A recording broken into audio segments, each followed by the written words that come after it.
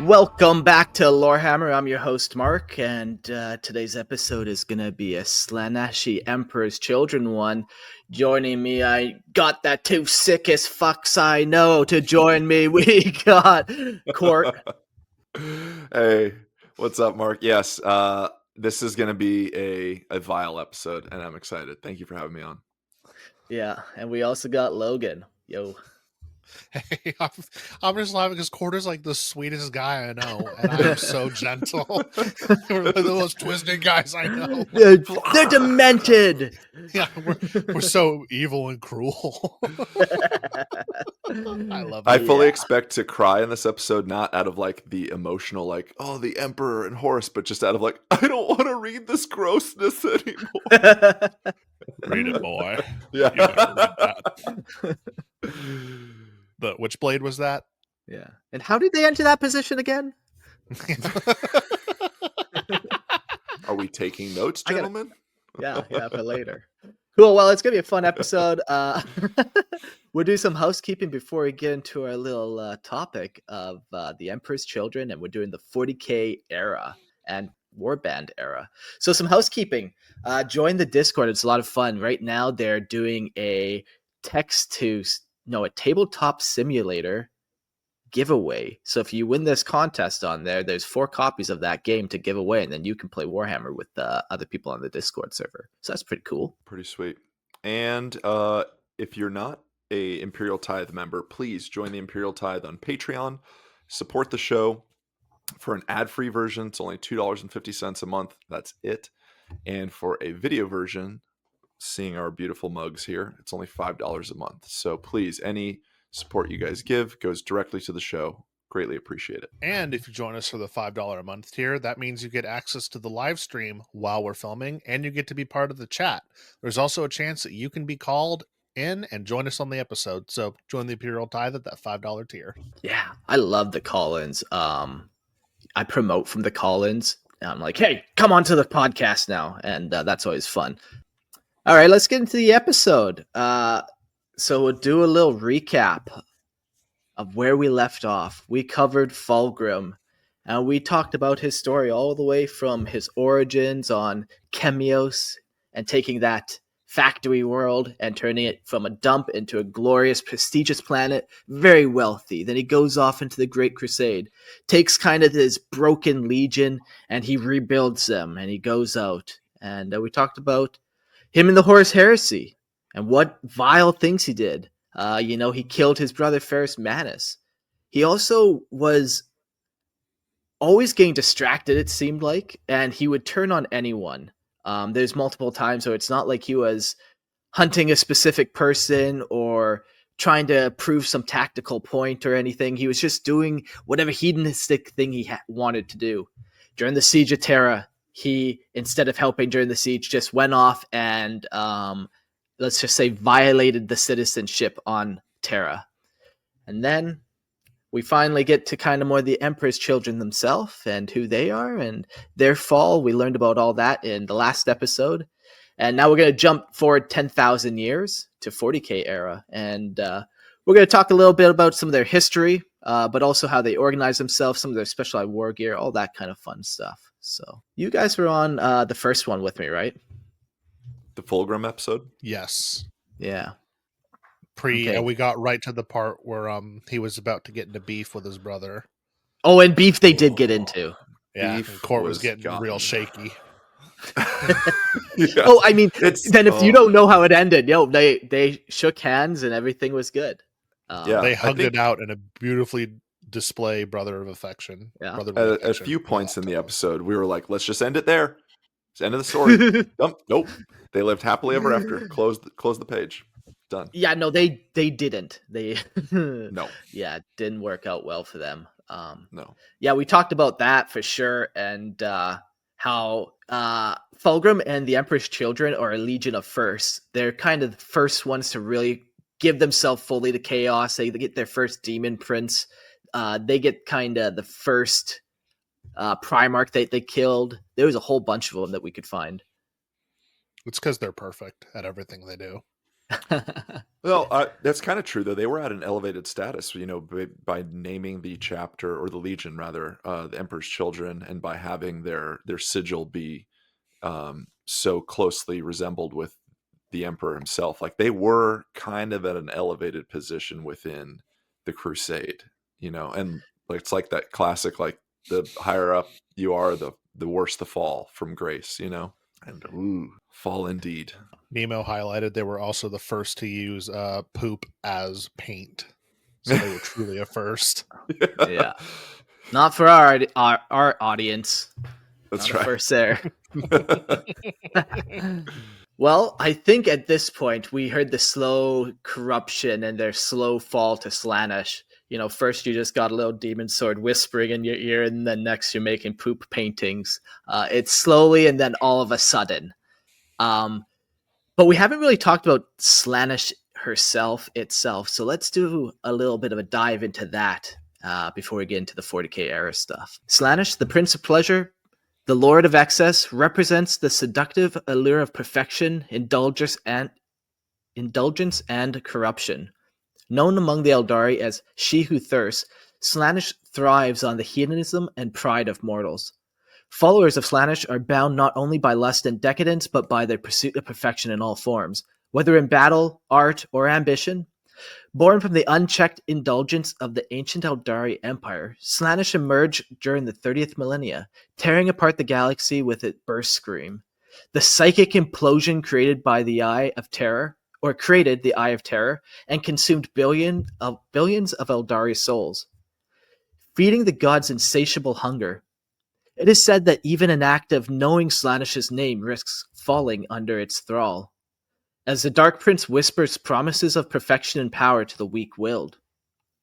Yet the influence extends beyond debauchery. The desire to craft the perfect melody, achieve flawless combat mastery, or create peerless beauty can lead to the most virtuous in the Dark Prince embrace.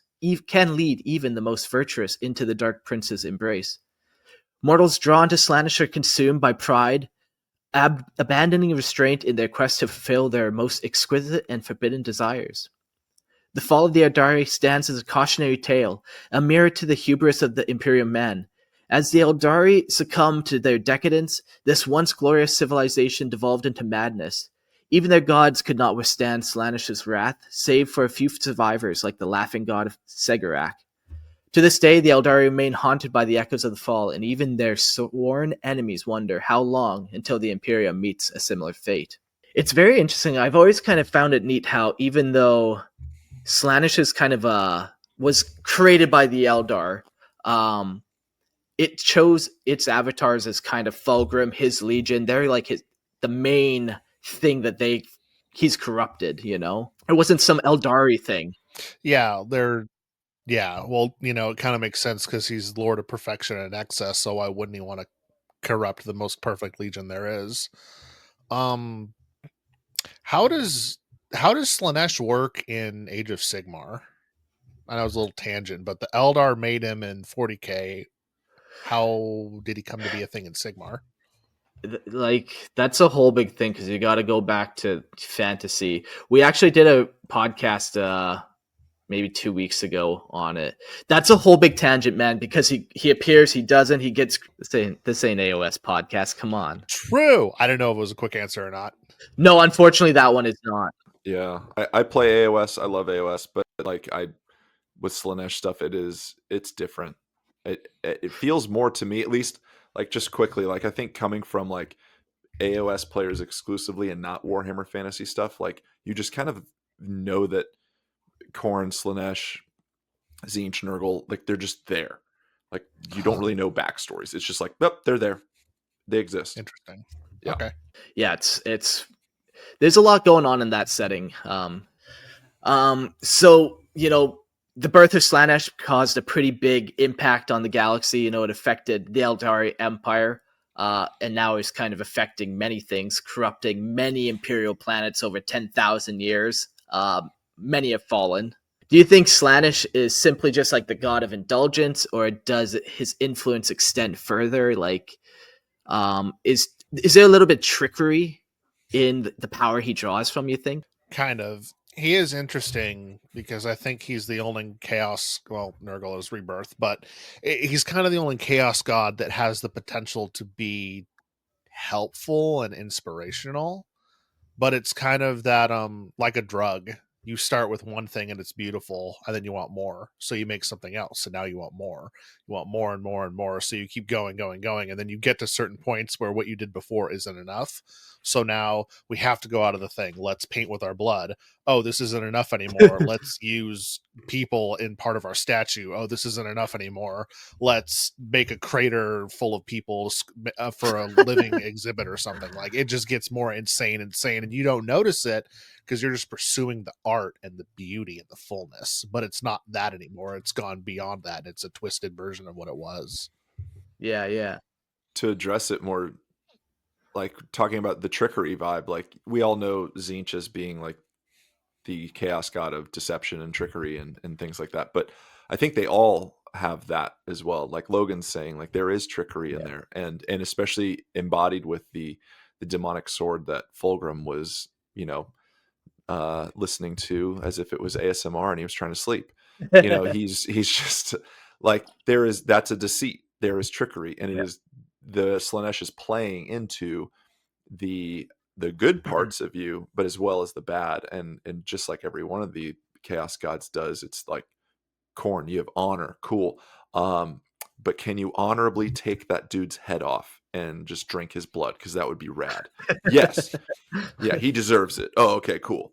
So I think there is trickery in what Slaanesh does.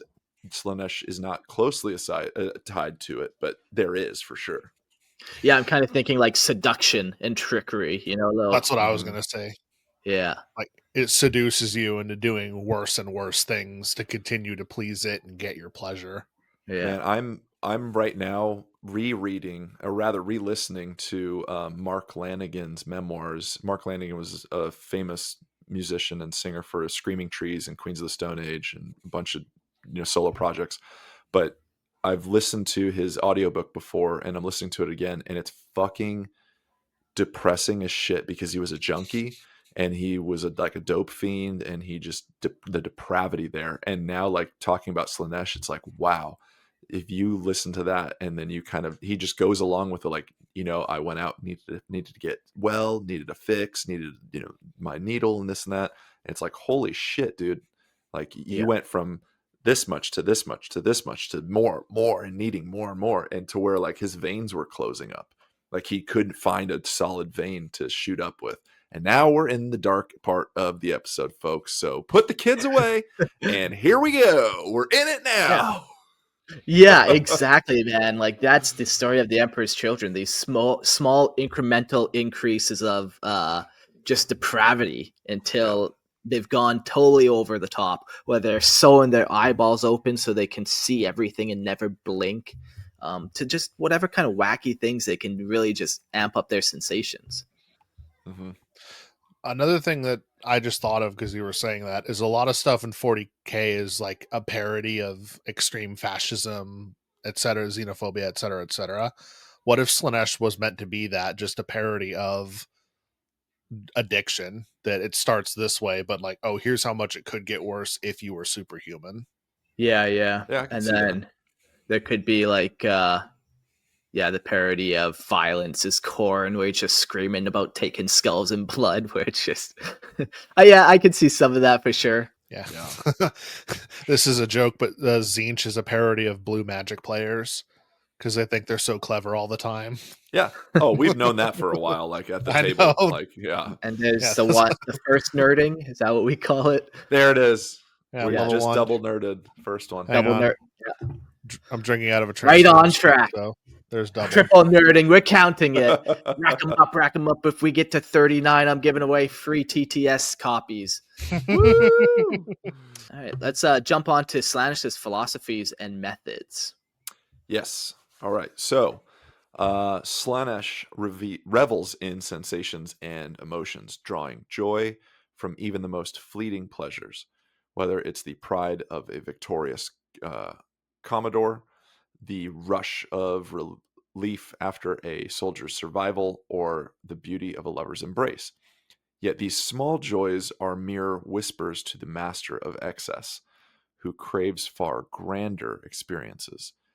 Every moment is an opportunity to push the boundaries of sensation, from the agony of a chainsword blow to the bittersweet notes of an unheard scream echoing across the battlefield. In the glittering palace of the Dark Prince's realm, Slaanesh orchestrates a symphony of indulgence, urging mortals to reach new heights of excess. No star, planet, or even reality itself is beyond its grasp. To Slaanesh, existence is a plaything to be bent and twisted, a canvas for the creation of unimaginable delights. It's like a really fucked up Willy Wonka's chocolate factory. I'm getting. I don't know why. I like it. I wish that like the big Slaanesh model, the Dark Prince or whatever it's called, I wish it was more dragon-like, because this really reads like you're chasing the dragon all the time with Slaanesh. Ooh, yeah. Chasing the dragon, Yeah. riding the white pony, all of it. It could maybe be like a centaur dragon, just a weird long tail body, maybe. There you Yeah, go. they normally go Yeah, more serpenty, but that would be Yeah. cool. Which so you remember how we were talking about the new Fulgrim model? I saw a bunch of people asking, how does it fly? Because he's got the wings on his back. Does he fly with his tail hanging down, or does he fly with his tail floating backwards? And I saw someone take the gif of the snake from Robin Hood, the Disney Robin Hood with the Yes. fox, Yeah. where he's in the balloon and he's spinning his tail. Everyone's like, this is how I think Fulgrim flies. I'm like, 100%. Oh, yeah. Yeah. That's how he flies. Man. There's no other way. No, There's no that's other it. way. That's it. Yeah, that's canon. It's a 40K is a parody, therefore they're parodying how a snake creature would fly. Yeah. When you move that Fulgrim across the battlefield, you have to do the noise too, like. Yeah, not explain why though. Just No, that's it. Its influence reaches far beyond mortal comprehension, driving its followers to emulate its endless pursuit of perfection in corruption. Those who serve Slaanesh take this pursuit to heart, crafting experiences that defy the imagination. For some, this means creating masterful works of art, so profound they bring all who witness them to tears. For others, it involves unimaginable acts of devastation, entire squads of space marines annihilated under the fire of a subjugator chaos titan, or entire worlds reduced to dripping silence by nucleic acid bombs. These moments of excess, however fleeting, are the closest mortals can come to the perfection that defines their god. In the realm of chaos, where the impossible becomes possible, Slaanesh's desires are unbound. Mortals may lack the vision to achieve the greatest excess in the material world, but in the Dark Prince's realm, no sensation is too grand, no indulgence too depraved. It is there that Slaanesh's influence reaches its apex, creating a legacy of beauty, pride, and corruption that ripples across the galaxy. Oh, man. Okay, I'm just going to throw this question out here. In your personal journey through the palace, what music is playing? Oh man, I'm going hard with rap music. Okay. Yeah, I listen to a lot of rap, so you know. I'm going more classical, like Carmina Burana is playing. Oh, Elegant. Okay. Because that's it's elegant, but it can be super excessive and really beautiful when hyped up. So no one's doing eternal dubstep or what? No. Some haters. Court's a big dubstep fan, if you can't tell. No. Don't let the Akai NPC in the corner fool you. So no. He's actually a dubstep DJ, and he hides it from us. Shut your mouth. It's not true. You're the father of He's lies. only doing that while he's going through college. It's not a career thing. It's for education. Oh man, we've all had a dark dubstep phase. It's okay. You can. No, we all have not. I'm sorry, that's not true. Don't drag me into this. It's bullshit. Only one of us has. Yeah. Okay, so there are two liars on this call right now. Good to know. I kind of think that there's going to be a lot of different music that's going to be played, but I feel like and I hope that this is okay because he has passed on, but like, I kind of think Prince is going to be played in the palace. Like, I feel like some of Purple Rain, the album, just like you're gonna hear just a little like,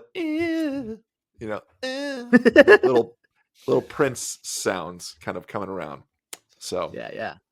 Now I'm wondering, when was Slaanesh made? Because I wonder if he was inspired by Prince at all. 30K. Oh, you mean like I was like, we just fucking covered this. We just like read this. design. I understand what you Were said. you not paying attention? Do we need to have a test at the end of this? Make you sure you're taking it serious. All right. Warhammer. 35-year-old concept, really. Like, since Yeah. fantasy way back in the day, 35 years, pretty much. 35 years. All right. Yeah, Prince was huge for the past 40 years, or 35. So yeah, his first album looks like it was the late 1970s. Yeah, there you go. So maybe Slaanesh was kind of inspired by Prince's aesthetic. I don't know that. As much of a Prince fan as I am, I feel like that's just an interesting stretch. But we don't like it. We hate it. It's not happening. Yeah, not canon. Not canon. Not canon. I've brought out the gavel. Warhammer legal declared. So let me ask you guys then also, like, how we talk about like the paintings of the poop paintings, the murders and stuff like that. But like, how else would mortals emulate like Slaanesh's pursuit of excess? And maybe not even just like we see it with Space Marines, like they would kill and do crazy things, but like, how does like a cultist, like a follower of Slaanesh, also like emulate the pursuit of excess? Yeah, like for me personally, I do Lorehammer 3 times a week, and if that's not excessive, I don't know what is. I'm well on the path of excess there. But yeah, cultists, man, they could just do gluttony. That could very easily be one where it's not violent at all. In fact, it's the hardest working agri world on the far side of the Imperium, because they know crops have to be due so they can throw a grand feast at the end of every season. So they work hard, excessively hard, and it's not violent, right? And they get their feast, and once again, not violent. Yeah. They could also just be very hedonistic with each other. Yeah, but I think even the simplicity, like Mark was suggesting, is almost like a like workaholics. Like you need it. Yeah. Just like workaholic could be Slaanesh. Maybe this isn't the best comparison, but yeah, you're saying workaholic, alcoholic, name any of the holics, they all fall into this territory of what takes you over the line of becoming, well, I just drink on the weekend too. You're an alcoholic. Well, now you're in the Slaanesh territory. I'm now picturing someone who like obsessively buys and read books. Like they read a new book every other day or something crazy like that. That feels very Slaanesh-y to me. That's its own trap. Yeah, man, exactly. I think too that it's important to have the distinction of like, because the argument can be made like, okay, well, if I am a Space Marine and I lop the heads off of like a whole, company or something like that, and I'm like, that's excess, right? Well, yeah, but that's also like Korn's vibe. So where's the line? So I think it's the motivation. Anyway, I want to hear what you say, but I think the distinction is that the pursuit of these things is almost out of perfection and out of a sense of like need fulfilling desire. So like going on a battlefield, like murdering a ton of your enemies and stuff, like, yeah, I think that definitely serves Korn because he does not care from where the blood flows, of course. But if you're doing it in the sense of like, it is beautiful and grand, and it sings, the blood flies across the sword, and it makes this majestic, there's almost more of an artistic thing to it. I think that might be the line. I don't know. Logan, you were jumping in. I was, because my point's not the same, but it's adjacent. I think the differentiation is if you get joy from what you're doing from it. Because the sword masters because the sword masters of the Emperor Children, they were perfect, but they loved the duel. That was what they wanted to do. They wanted the duel. That was the glory of it, was the joy of dueling. If you're a Space Marine killing a bunch of people, it's your duty. You're not getting joy out of it. You might get a little, but it's not your thing. Whereas the Emperor's Children are we're excited that we get to do this. We take joy from the pain we inflict on others. And if you love what you do, you never work a day in your life. So there you go. And ain't that what it's all about Mark's a ultimately? perfect example of that. Yeah. Yeah, yeah, that murder, like the joy, I don't know if I fully agree with that, because if you torture somebody that excessively can go to Slaanesh too. Those sensations, which are not joyful sensations, are feeding Slaanesh. So it's one of those things where that line is not a straight line. It bobs and weaves a couple times, does a spiral once or twice. It's not clear. It's not Well, maybe tangible, it's not definitive either, where it's like, okay, so say, and we don't have to go too far into this, but like say Chaos Space Marine cuts the head off of like a custody or something, which is justified because they're dumb. So True. that murder, like, let's just picture it as like some essence or chaos, like warp vibe goes to Khorne. He is fed by that because it is death and murder and blood, right? Some of it, maybe it was backstabbing. He got him in the back or snuck up on him. That part a little bit goes to Tzeentch, just a touch. A little bit more was, Khorne than Tzeentch. And the pleasure that the Chaos Space Marine feels, then a little bit of that goes to Slaanesh. And if he farted in the process, that part goes to Nurgle. So if you view it like little colors, beautiful colors coming out of this murderous scene that just dissipate into the warp. And a lot of it goes here, some of it goes here. Yeah, exactly. That's what I'm saying. Yeah. I'm now picturing Okay. like, a business meeting where all the greater demons are in suits and stuff, and they're like, okay, we're about to have this big battle, and the Khorne's guy's like, I want 80% of the stuff we get out of this. And It's like, Slaanesh no, people are like, no, these are my yeah. people. You can get 40 best. And the Tzeentch guy's like, but this was all my plan. I get all of it. That's almost like how the Dark Forge and Vashtar worked when they're selling out the soul grinders. They're bargaining for all that kind of stuff. Yeah. That's Bring me enough tanks and I'll give you more power. Yeah. Cool. All right. So let's jump into carry on, I think. Reading? No, we did that. Let's jump on to the history of the Emperor's Children. I think that's a pretty good recap of Slaanesh. Let's go into history. So where we left them last was the Battle of Thessalassa. And this is the battle where the Ultramarines and the Emperor Children, they fight each other. And at this point, Fulgrim is in his full demon form. He's a big old demon lord now. And he goes against Reboot Gilliman and cuts him down with the poisonous blade. And Reboot Gilliman gets locked away in stasis for 10,000 years. And that's kind of where we left off with the story. All right. So now we're going into the Legion Wars. After their crushing defeat at the Siege of Terra, the Emperor's Children fled into the Eye of Terror, leaving a trail of depopulated worlds. Without the guiding hand of Horus, they descended into madness and chaos, driven by their insatiable hunger for excess. As their supply of slaves and victims dwindled, they resorted to raiding even their traitor legion brethren, triggering the bloody slave wars that further fractured the once mighty Third Legion. Among their many schemes was Fabius Bile's grotesque attempt to clone Horus and restore the traitor legion's unity. This plan ultimately backfired, drawing the ire of Ezekiel Abaddon. In a devastating assault, Abaddon hurled a derelict Thousand Suns vessel into Harmony, the Emperor's Children throne world, annihilating it in a single apocalyptic strike, resulting in carnage, shattering the remnants of their unity. Abaddon confronted the cloned War Master and slew him with the talons of Horus, declaring himself Horus's rightful successor and establishing the Black Legion. In the aftermath, the Emperor's Children splintered into competing warbands, each pursuing its own depraved goals.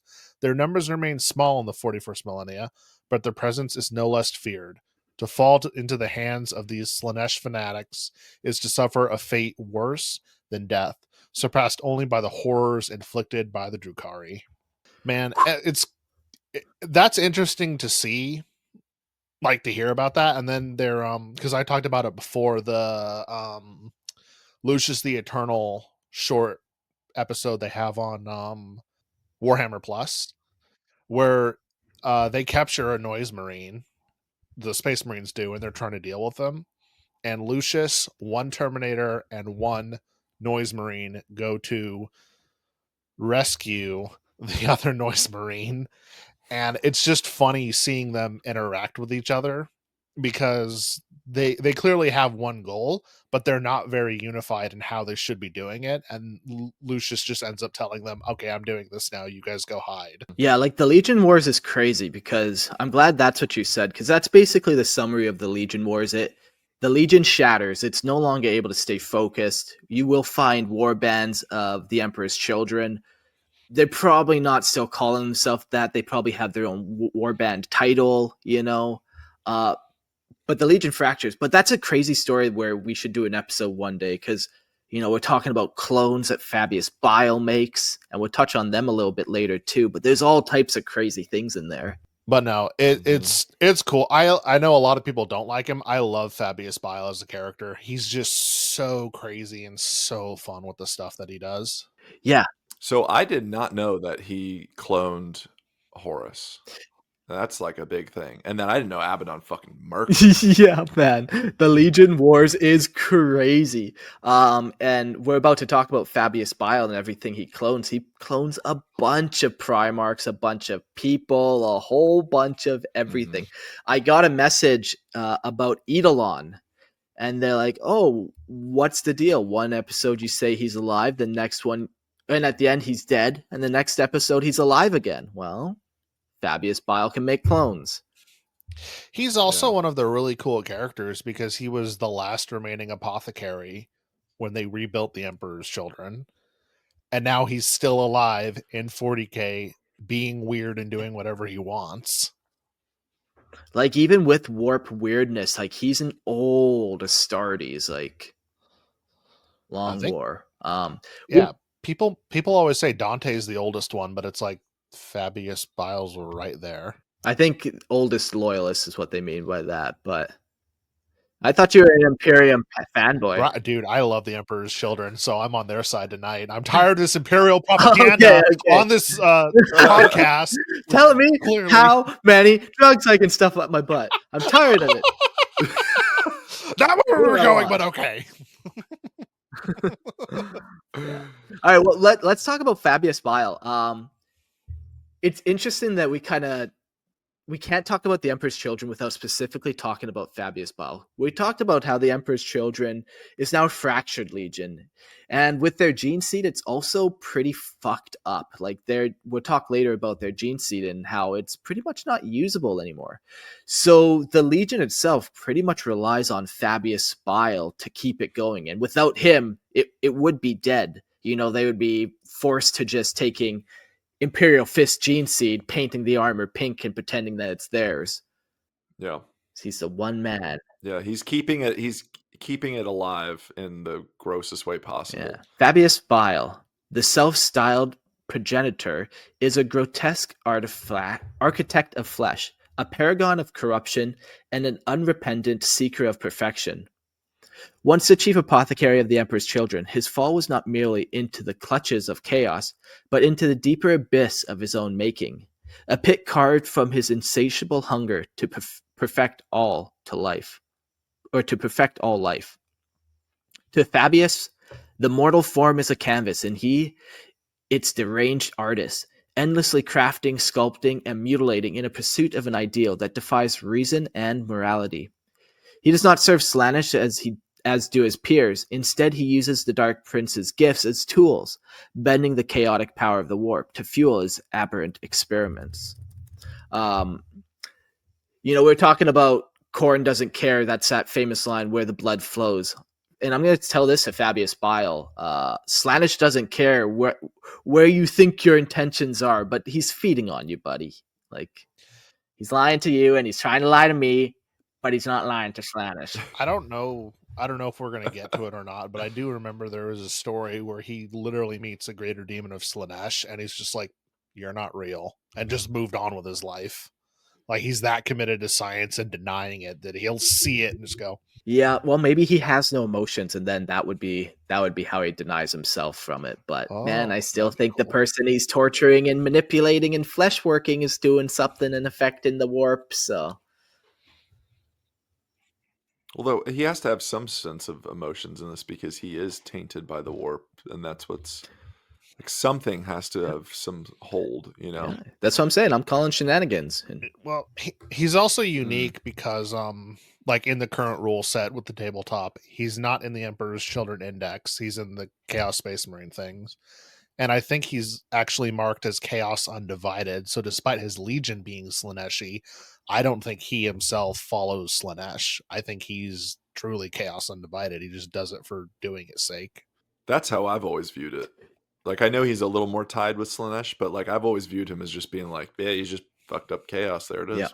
yeah, no, and like you can self-identify as Chaos Undivided and proclaim that's what you are, but at the end of the day, man, if you're doing these warp fueled acts, the warp is still going to get fueled by them, whether you think you're identifying as something else. I don't think so. Yeah. Yeah, he's very interesting because he's the hope of the Legion, who is very excessive. Well, he himself is not very excessive. Like, yeah, he is, but like that's not his goal.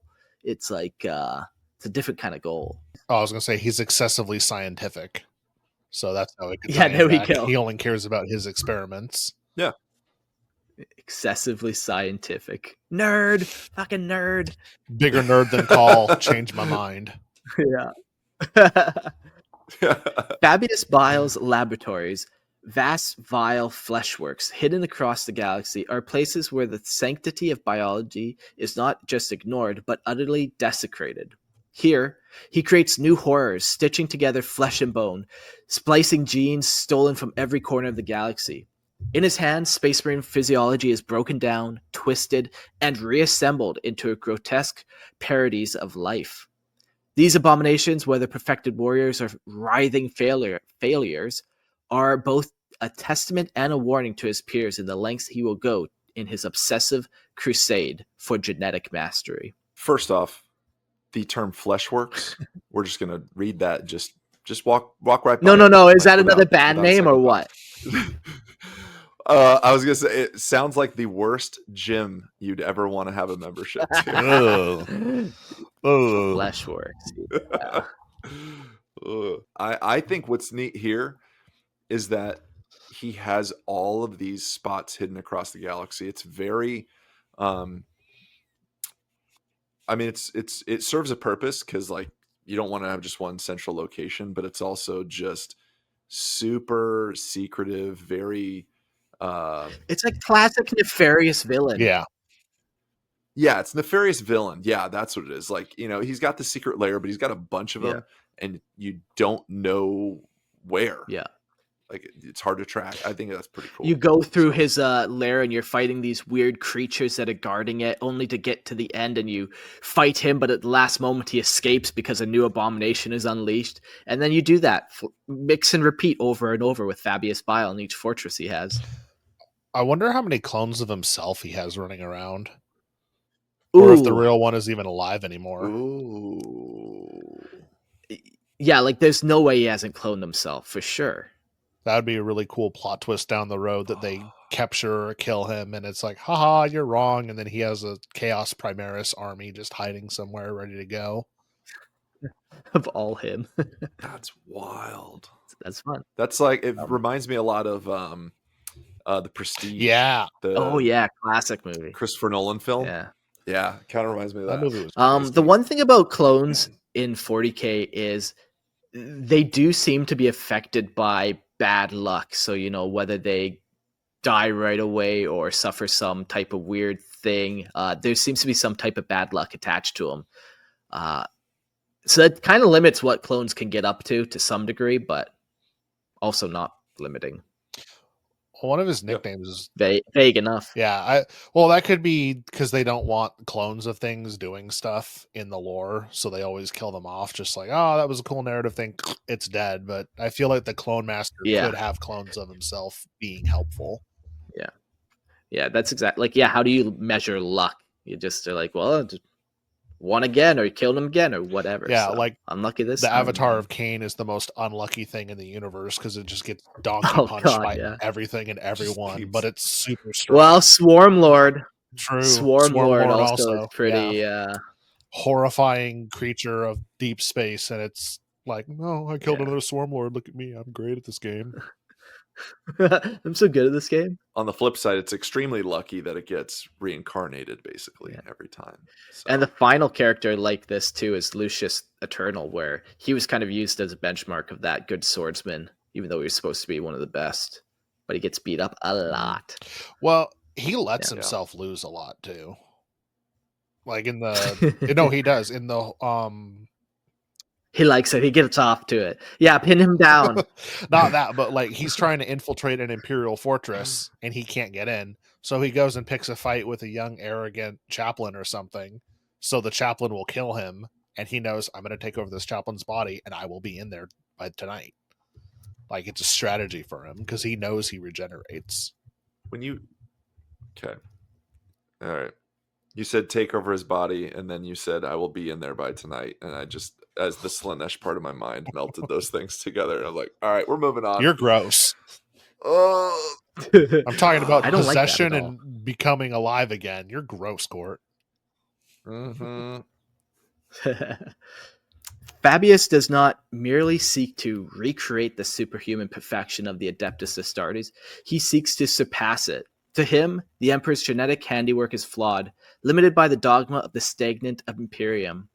The ideals of loyalty, honor, and restraint are chains to be broken, and Bile's vision of perfection is one of unshackled by ethics and consequences. His creations, whether they are his new men, grotesque clones, or redefined super soldiers, embody this vision, horrifying yet undeniably effective, elegant in their monstrous excess. Bile's corruption is most evident in his greatest act of defiance, the theft and desecration of Horus's corpse. While others saw the War Master's death as an end of the heresy's dream, Bile saw as an opportunity. By cloning Horus, he sought to reignite the traitor legions under a leader reborn. Yet even in this, his ego triumphed. The clone was not just a copy, but a vessel for Bile's improvements, a symbol of his belief that he could not even exceed even the Emperor's greatest work. Only Call can do that, by the way. This arrogance, however, brought this about his downfall as Abaddon destroyed this clone, shattered Bile's ambitions, and declared himself War Master. Despite this defeat, Fabius thrives. He's thriving. He's in his thriving era. I Living his think best instead of life. painting his cloak with leather stuff, people should paint it like all frilly and stuff and flowers. He's out there thriving. Bejeweled. Yeah, Bejeweled, just Yeah. thriving. He is a wanderer now, a figure of both revulsion and necessity to Chaos Warbands. His expertise makes him invaluable, even to those who despise him. Invaluable. They come to him for his dark gifts, and though they sneer at his methods, they cannot deny his results. Bile always extracts his price, genetic material, rare specimens, or sometimes the very subjects of his cruel experiments. Ultimately, Bile is a figure of excess taken to its logical extreme. He is the embodiment of Slaanesh's ideals without the worship, a creature driven not by a desire to serve, but by the need to master. His work is never done, for perfection is a goal that it always dances just out of reach. And so, Bile toils endlessly, stitching together flesh, weaving nightmares of sinew and bone, and proving that, in his hands, corruption and creation are but two sides of the same coin.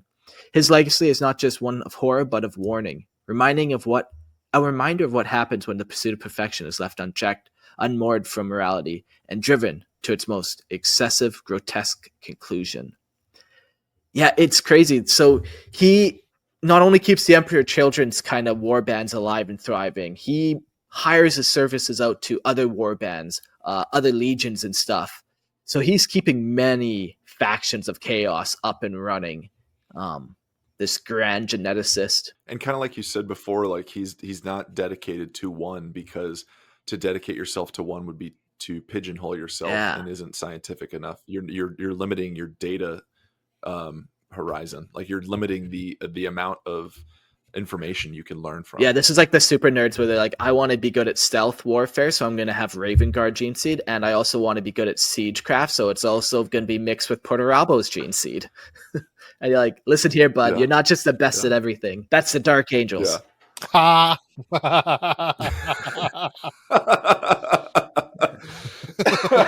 I don't know, because we've read arrogance a lot in what we've been reading. Do we feel that the other Chaos Gods, I know they can have elements of arrogance, but do we feel that's a defining trait of the other gods, or is that more of a Slaanesh one?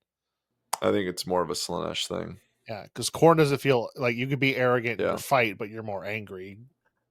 I actually think Khorne, especially older versions of Khorne, don't like arrogance. Like, it's about martial discipline, and honor duels are very common, and being arrogant I don't think comes off well in that kind of vibe. There's also bloodthirsty, but also there's that other little aspect. So I think more importantly was, okay, so Fabius Bile, was his original name Fabulous Kyle, and it just wasn't chaos enough, and then like when he fell, he's like, I can't be Fabulous Kyle. Kyle, it's a great name. Don't beat yourself No, up. it's not good enough. I can't do, you know what? Bile, that's pretty sick. We'll go with that. Fabulous Bile. And they're like, okay, Fab. And they're like, I can't do that either. Fine. Fabius. Fabius. Hang on. What, like, why would you name any sort of space marine Fabius Bile and think that this guy is going to be good? Like, that's such a villain name. We have Mr. Bile. Mr. Bile. No, that's a sweet badass name. Mr. Bile. When you said, why did you sew these two Mr. people Bile. together? when you said Fabius the way you did a minute ago, it made me think of Phineas and Ferb. Like someone just running, Mom, Fabius is experimenting again. Just switching people together. Yeah, some more of our Fabulous Kyle's projects. I think this is where it gets really interesting too, because you get a little bit of a taste of like all the different things he's been up to, which is cool. So, cloning and the Primarch project, Fabius Bile claims to have unraveled the secrets of the Emperor's greatest creations, the Primarchs. Leveraging stolen Raven Guard genetic research, like you said before, and other forbidden knowledge, he has created clones of all 20 Primarchs. Among his more infamous creations are Ferrus Manus, a matured clone of the Gorgon himself, though the exact details of his fate remain vague. Fulgrim, a clone version of the Phoenician. I think a lot of people call him like Clone Grim. Yeah. No, that's a non-canon canon name for him when you're talking about that character. Yeah, Clone Grim. Likely it was made in an attempt to recreate or manipulate his former master. So like almost like I would say that's almost a form of praise and worship. Yeah. Slaanesh right there too. If he's creating Fulgrim, A as more as a perfect clone. Fulgrim. Yeah, improvement. Yeah. He cloned Horus, as we said before, the clone of the War Master himself, demonstrating Bile's audacity and mastery over genecraft, which I think with Horus specifically is a big notch in his weird scientific belt. Just before we go into those ones, what do you kind of think about? You know, there's a couple loyalist Primarchs are dead, and we always talk about how do they come back if they're dead. Well, this is definitely one of these ways where Fabius Bile all of a sudden could make a clone of Sanguinius. Chaos Sanguinius. Now what confirmed. happens? Not even chaos. So what if it's just like an accident and like it's, or like you can't turn Chaos Sanguinius, or it escapes, or whatever. It remains loyal and breaks free, returns to the Blood Angels. How would they react? Horror. What the fuck is that? Shoot it. Horror. And like, it's not a warp creature, you know, it's not going and smashing things. Like, it is Sanguinius. You know, it's a clone of Sanguinius. So But they know it's a clone, so therefore Is it's it, though? heresy. Is yeah, cloning but yeah, heresy? that's exactly Right. it. Cloning isn't necessarily heresy. Now, maybe doing it to a Primarch would be for sure, but like, yeah, maybe also not. Would not Dante weep at the sight of his Mm. reborn Primarch? I don't like it. I don't like it because then you just haven't. No, because then they're like Mark always says, like when you're dead, you're You're dead. dead. There's no Sucks coming to back. suck. Like you're dead. Rip, Sorry. Elbozo, Game go to over, man. lobby. Game over. Yeah. Yeah. It's an easy. The cloning thing is such an easy like reset button, Sure. and I think if you do it in a way that is interesting to serve the story, like if they did that, so say they did that with Sanguinius, and then this one came back and he like called himself like Stanguinius or like I don't know, Spamguinius, you know, I don't know. And if the Blood Angels saw that, and maybe some of them were like, "Yay, this is good," and some were like, "No, fuck that, tear its wings off and kill it." I think that serves an interesting part of the story because there's not a this is the answer. Yeah. Yay, it's good. Oh yes, awesome. Like we've got Ooh. our Primarch back. That's fantastic. I think it brings if it drives a narrative that brings conflict, and maybe they go, no, we're going to, for lack of a better term, crucify this thing. And then I don't know. I think it would be cool to see it divide a chapter It would be super cool. and not just have it be accepted. It would be super cool, inspired by what you said, if the actual Blood Angels chapter with Dante and everyone who actually knew Sanguinius were like, he's back, let's go. But all the sub chapters were like, he's not back, let's go. And now the 1,000 real Blood Angels are fighting the sub chapters to keep Sanguinius alive. I think that would be super cool Yeah. and fun to see. Yeah. I definitely think there'd be some that accept it, you know. All the chapters so easily accepted Primaris Marines. You're telling me they're not going to accept their beloved Primarch back? Not all of them. The Ultramarines even themselves killed their own Primarch to resurrect them through Xenos means, and that wasn't heresy. Yeah. So maybe heresy isn't everything. Maybe it's not all around us. Court is the Imperial fanboy in this episode, and I'm living for it. It's This is weird. I great. know. We've how the turntables. All right, what other creatures do we got from Fabius Bile? So we got some twisted creations here. Fabius's experiments on others yield varying results, often combining genius with monstrous outcomes and genius outcomes. So the Tirada, superhuman killers created through extreme gene manipulation. Their psychotic nature and instability make them unpredictable assets in battle. The Tirada. Primaris captives. Fabius Bile is fixated on dissecting and studying Primaris space marines, aiming to create his own corrupted equivalents infused with chaos. Oh man, what a whole fucking can of worms that creates for chaos. Not having Primaris. That'd be funny. Are they going to make the firstborn Chaos Marines go through the Chaos Rubicon to become Chaos Primaris Marines? Yeah, in 10 years we get that model launch. Yeah, fuck. It's just awkward. Is it realistic to think that he hasn't cracked that though? Like That's the whole thing, man. Every time you talk about Primaris, you're just like, it just leads to another issue. So yeah, like this is the supreme geneticist of the galaxy since the time of the Horus Heresy. When he can't figure out how to put the sinew coils in, can't figure out how to put in the Belisarius furnace. He can't figure that one out. Like it just doesn't make sense.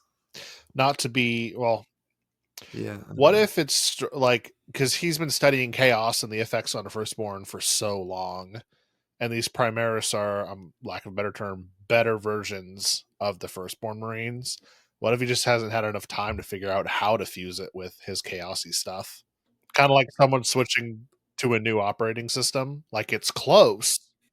The pieces are there, but you don't know how to do things because it's a new operating system. Yeah, but he's also the guy who's cutting out people's vocal cords and then replacing it with like dubstep speakers. blah, blah, blah, blah, blah, I mean- and that's all they I mean, do. that's- Like he's doing all types of experiments. Like, you know, he's been adding to the gene seed. For him not to be able to crack these 3 Primaris gene seed that are so, what are they again? I'm gonna look. It's the coils, the furnace, and one other one. Magnifant or Magnicant, which just increases the body's growth and makes them stronger and whatever. Well, there it is. That's the problem. Yeah. He Magna can't. He needs to Magna can. Oh, gotcha. Oh, you totally served Fabius Scott. Got him. Gotcha, bitch. Guys, Yeah. I'm fucking trying. I just Magna can't. Fuck. Yeah. It just seems like so strange. You can't crack that, man. And now we got these Primaris or Chaos Marines in this weird limbo state. I don't know. They being I was gonna say being chaos infused, they kind of already were better than their firstborn counterparts.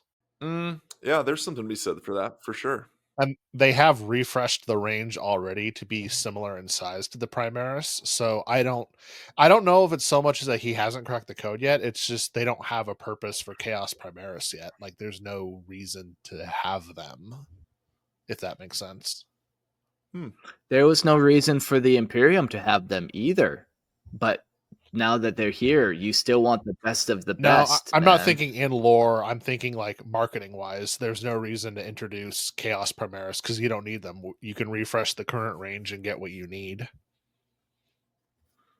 You mean like what they should have done in the first place? Yeah. They can't. Yeah. They can trademark other stuff. They can't trademark Space Marine. Yeah, whoopsie. Yeah. Oh man. All right, so moving into some more specialized abominations here. Specialized abominations. Bile's long career has produced a variety of specialized beings tailored for warfare and other purposes. The cacophony, which we talked about in our previous episode, spelt with a K, so it's Kakophoni. Cacophony. The first Noise Marines. Hell yes, Noise Marines. Created through blending genetic tampering and demonic influence. Just good time all around. Mm-hmm. Then we go to the Gland Hounds. Partial gene seed implantation turned these creations into pack hunters specialized in retrieving Space Marine gene seed. The grossest pets you would ever have. Yeah. But he can't make Primaris Marines, but he can make these guys. Come on. Calls technology. It's so advanced. No one else understands. It's the best technology. There it is. Technology. There it Fabius is. doesn't understand. I talked to Fabius. He says, I don't get it. Calls a genius. We all know this. We all know it. That was good. That was spot on. Yeah, I like it. Oh man. Yeah, things like this, it just, I don't know. I'm gonna canonically say he just doesn't fucking want to. Hey, man, I don't give a shit. I'm doing my own thing. I'll take it. Yeah, fuck your creation. I got my Yeah. creation. Oh, you've been working Yeah. on something for 10,000 years? Me too. Yeah, and I think, excuse me, if we're bringing Slaanesh into this, Slaanesh is about perfection and excess, and we all know that, and the craft and artistry. A scientist that's just going to copy his rival isn't perfecting, isn't creating, isn't achieving. He's just copy pasting. So he looks at it as going, that's just fucking AI, man. I don't want that. I'm gonna actually create my own stuff. So he's the more organic dude. I don't know. Yeah. I like it. I just think that he doesn't want to fucking do it. He wants to create his own thing. So I like that. That's the best answer, honestly. yeah, thank you. New men. So representing the pinnacle of his craft, these beings known as the New Men combine superior strength and intelligence with the worst aspects of humanity. I feel like I've known a few of these guys. Yeah. So not Yeah. Primaris. These are Negan Maris. Yeah. That's interesting too. Like, so with like the New Men, where does that scale on normal, like Space Marine, what a Thunder Warrior would be, Primaris, like, how would you even rank these? You know? That's such a hard answer, but I always feel like when I read it on like Reddit and stuff, they always give new men to be stronger than Space Marines, but just by a little bit. So maybe, yeah, they're close to that. Okay. Like, yeah, because they're supposed to be an improvement on the Astartes. They're supposed to just be that little bit better. Fabius's creation, Right. So his pinnacle, his crowning achievement. Right. Okay. Then we've got the Vatborn. Initially developed in vats, but later capable of reproduction, these beings serve as a testament to Bile's ability to evolve his creations. Melusine, the most advanced of the Vatborn, crafted from multiple genetic templates and foundational to later experiments. Thralls, bone-crafted servitors acting as a mixture of human, mutant, and neverborn. Then we jump into psyker manipulations. So Fabius has delved into the creation of psykers, introducing genetic defects to foster psychic potential. So trying to kind of amplify that psychic potential. Then we get witches, genetically flawed abhumans with potent psychic abilities. Overseers, designed to control witches. These tall, gray creations are protected by psych dampeners. So if we go then into self-experimentation and immortality, which really sounds like he was in some sort of college phase at that point. Take a shower, Fabius. No, man, I'm experimenting. I've got all these new smells. It's crazy. Bile views himself as the ultimate canvas for his experiments, constantly altering his own biology. Clones and brain transference. So to extend his life, he creates clones of himself. So there we go. We did talk about it. Very nice. Yep. Cool. But he does, he creates clones of himself, transferring his mind into new bodies when his frail form begins to fail. Okay, I think we just need to pause there for a moment. That's fucking rad. So it very much is the I mean, if we go into Get Out, the Jordan Peele movie, the Invasion of the Body Snatchers kind of thing. Yeah. It's such a classic scientific villain vibe of like, the flesh is weak. I must prevail. I must live on. And then transferring his fucking brain or his mental capacity into a new form. That's wild. I wonder why he doesn't digitize himself.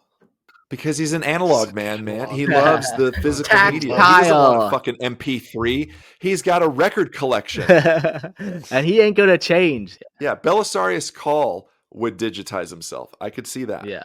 But Fabius, I'm fucking standing up for Fabius Bile, and I hate this guy. But he is a man of analog. He likes vinyl. He doesn't want an MP3. He wants to experiment, touch, feel, taste, all of it. Because he inherently loves Slaanesh, just doesn't know it yet. He's serving Slaanesh by the tactical, the feel, rather than just the 0101. You're flip-flopping on whose side you're on this whole episode. I know, man. It's so weird. I read more of it, and I'm like, should I serve Slaanesh? Should I serve Slaanesh? You're like, what we should do is make brochures for all 4 Chaos Gods. Just like, is Slaanesh right for you? Like, here's all the different points of like, why serve? Oh, okay. What are the perks? What are my rewards? I'm sure you guys have seen it, but like the 4 pictures of Chaos Gods right next to each other that everybody always thinks of. Apparently, those aren't official GW artworks, but everybody uses them. What else we got? Wraithbone neural receivers. So he stole some technology from the Dark Eldar, because they love Wraithbone, them and the Eldari. And it allows him to implant his mind into multiple host bodies and control individuals subconsciously. That's pretty fucking cool. Damn, pretty fucking cool. Wraithbone. So evil. So evil. And that's kind of a cool thing. He's got a willingness to use Xenos biology and Xenos form, because he views it. He doesn't view it. He's not trying to limit his scope. Yeah. So some unique constructs. The Enlightener, a grotesque psychic golem created from the corpse of chapter master Argento Corian. It was eventually destroyed by an Officio Assassinorum execution force. Mindworms, centipede-like constructs capable of extracting and storing thoughts, memories, and dreams for later use. Ooh, cool. That's pretty rad. Splices, mutant hybrids of human and animal DNA, resulting in grotesque forms like canid, simian, and There you go, all you furries out there. You're working for Bile now. Get your yiff on with Bile. I was going to say the whole Bile. Flash Gets thing is really Black Templars versus Fabius Bile, and we didn't know it the whole time. It is. His Yeah. creations, yeah. Yeah. He definitely has a I mean, we talk about this scientific like madman and stuff, like Island of Dr. Moreau, if you guys have ever seen that or read that book. Terrible movie, fucking horrible. But if you like this kind of thing, like this, the experiments on, you know, human and animal DNA and stuff, and you think that Fat Marlon Brando's funny, then there you go. Dark Eldar technology. So Bile's time studying with Dark Eldar technology, like we talked about with the Wraith construct, has equipped him with exotic tools like night shields, retrofitted cloaking technology for his ships inspired by the Dark Eldar. And we have the legacy of horror. So the atrocities Fabius Bile leaves in his wake, planets filled with genetic abominations and ruined populations, continue to plague the Imperium. The Inquisition and the Adeptus Astartes are forced to intervene, often resorting to exterminatus to halt the spread of his creations. Bile's ultimate ambition to create a twisted version of humanity, free from the flaws of the Emperor's vision, makes him one of the most dangerous and unsettling figures in the Warhammer 40k universe. Fucking A right, it does.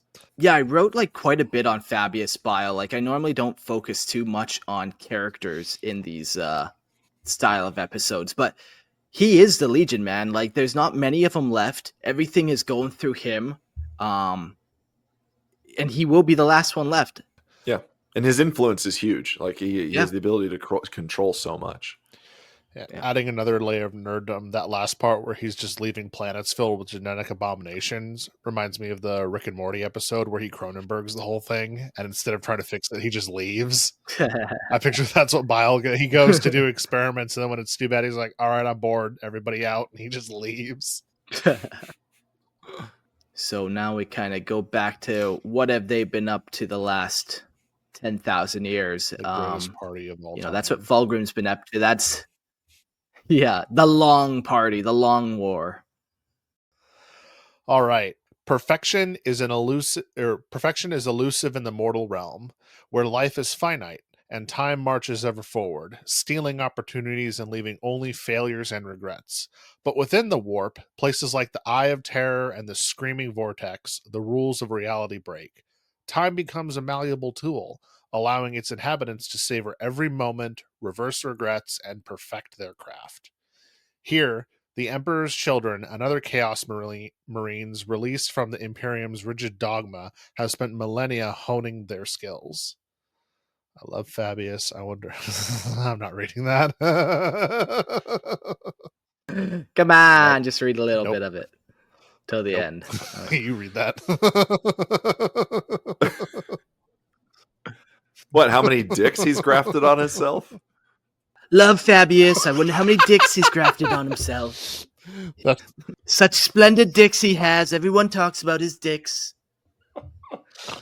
Yeah. Thanks, Liar, from the chat. Stay on target. Stay on target. Stay on target. These veterans of the Long War, driven by their hatred for the Emperor, find pleasure in not just revenge, but in the exquisite refinement of their passions. Within the warp, they can immerse themselves in sensations of torment, the artistry of vengeance, and unending pursuit of new delights. For the followers of Slaanesh, war is not simply about destruction. They mock the simplicity of Khorne's bloodlust or Tzeentch's endless schemes. To them, The act of conquest is an art form, a canvas on which they paint with suffering and ecstasy. The timeless realms of the warp grant them the freedom to experiment endlessly, perfecting their methods and savoring every sensation their enemies provide. The twisted devotion to perfection elevates them beyond simple warriors. To a servant of Slaanesh, existence is not merely about survival, but about reveling in the boundless opportunities to indulge and corrupt. Their every action a testament to the Dark Prince's eternal quest for perfection and excess. That is so cool. And it kind of plays into how they were pre-heresy, because they used to start duels and get into it with everybody who looked their way. Even if they were mortals, they'd still get in jousting matches with them because, hey, this is fun. We get a chance to perfect what we're doing. And now they're in the warp like, hey, this is fun. We're high on warp dust and we can do this all day. Let's go. And they just keep doing it. Let's get after it. Yeah, man. Just excessively. And it feels like it's probably, see if this makes sense. It feels like it's probably not that disciplined, because you think of other factions like, I guess probably the White Scars. They focus on their swordsmanship, how well they're doing something. They focus on the technique. I feel like the Emperor's Children are just kind of having fun with it. Laissez-faire, just throwing their swords around, saying, "Oh, does this work?" And then they find a rhythm that really works for them. Yeah, they lost their collective purpose long ago. Yeah, it's crazy. So now they've been in the warp for 10,000 years, and that's played another huge number on their gene seed. We'll talk about that a little later too. But Fabius Bile becomes a little bit more important with each passing year. They're just like, hey, man, you got any more of that gene seed? We're hurting, man. We got like... We only got this bunk-ass Iron Hands gene seed if you want it.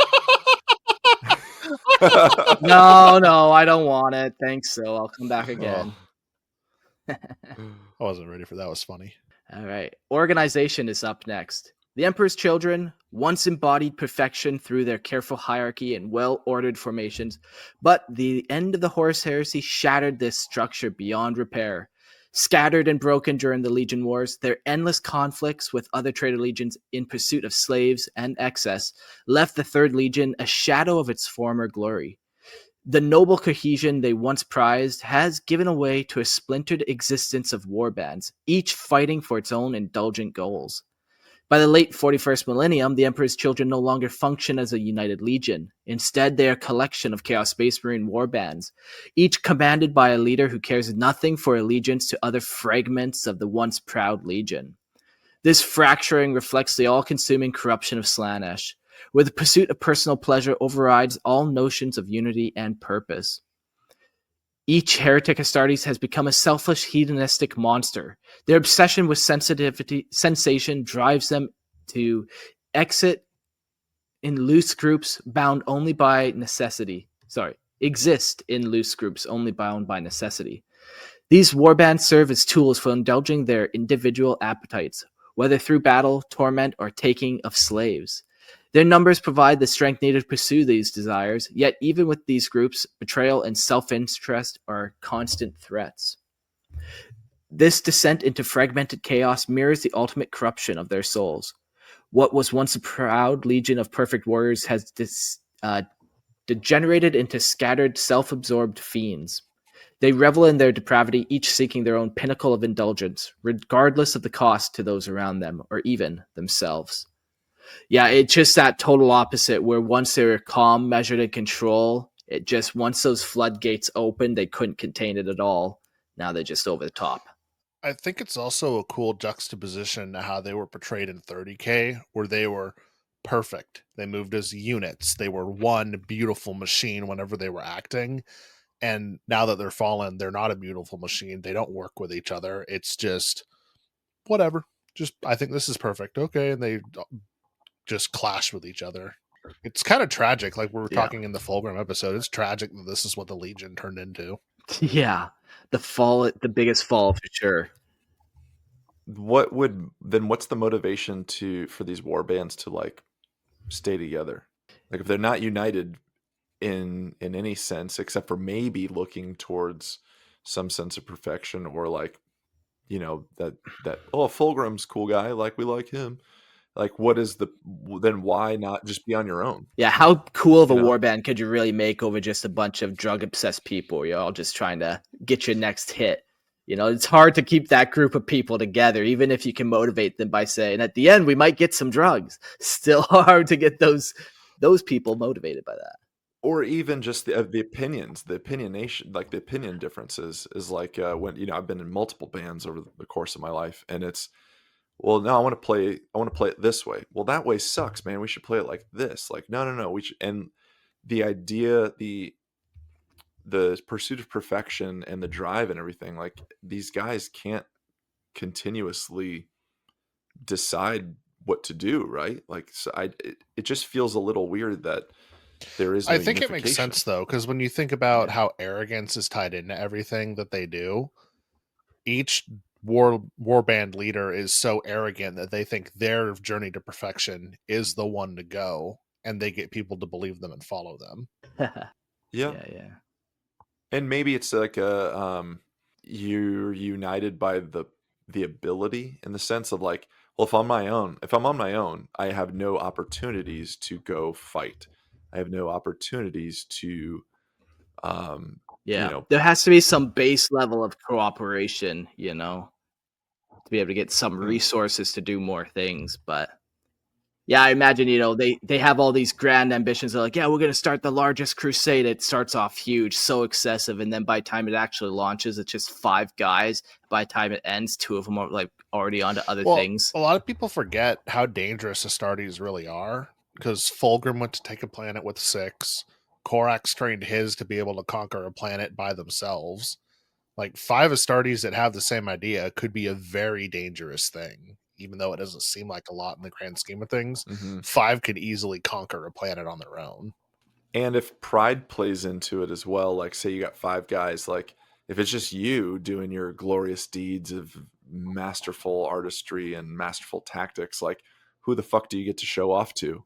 Yeah, you got to rub it in somebody's face. Yeah, right? No, you have to be able to be like, oh, you did that. Oh, I wouldn't have made that. I did choice. I that would've done it last this week. way." Oh, you took that planet with 5? Yeah. I could have done it with 3. Yeah, I guarantee there is a little bit of that, of just like, we're in this together, but I'm in it to show you that I'm better than you. Yeah. Cool.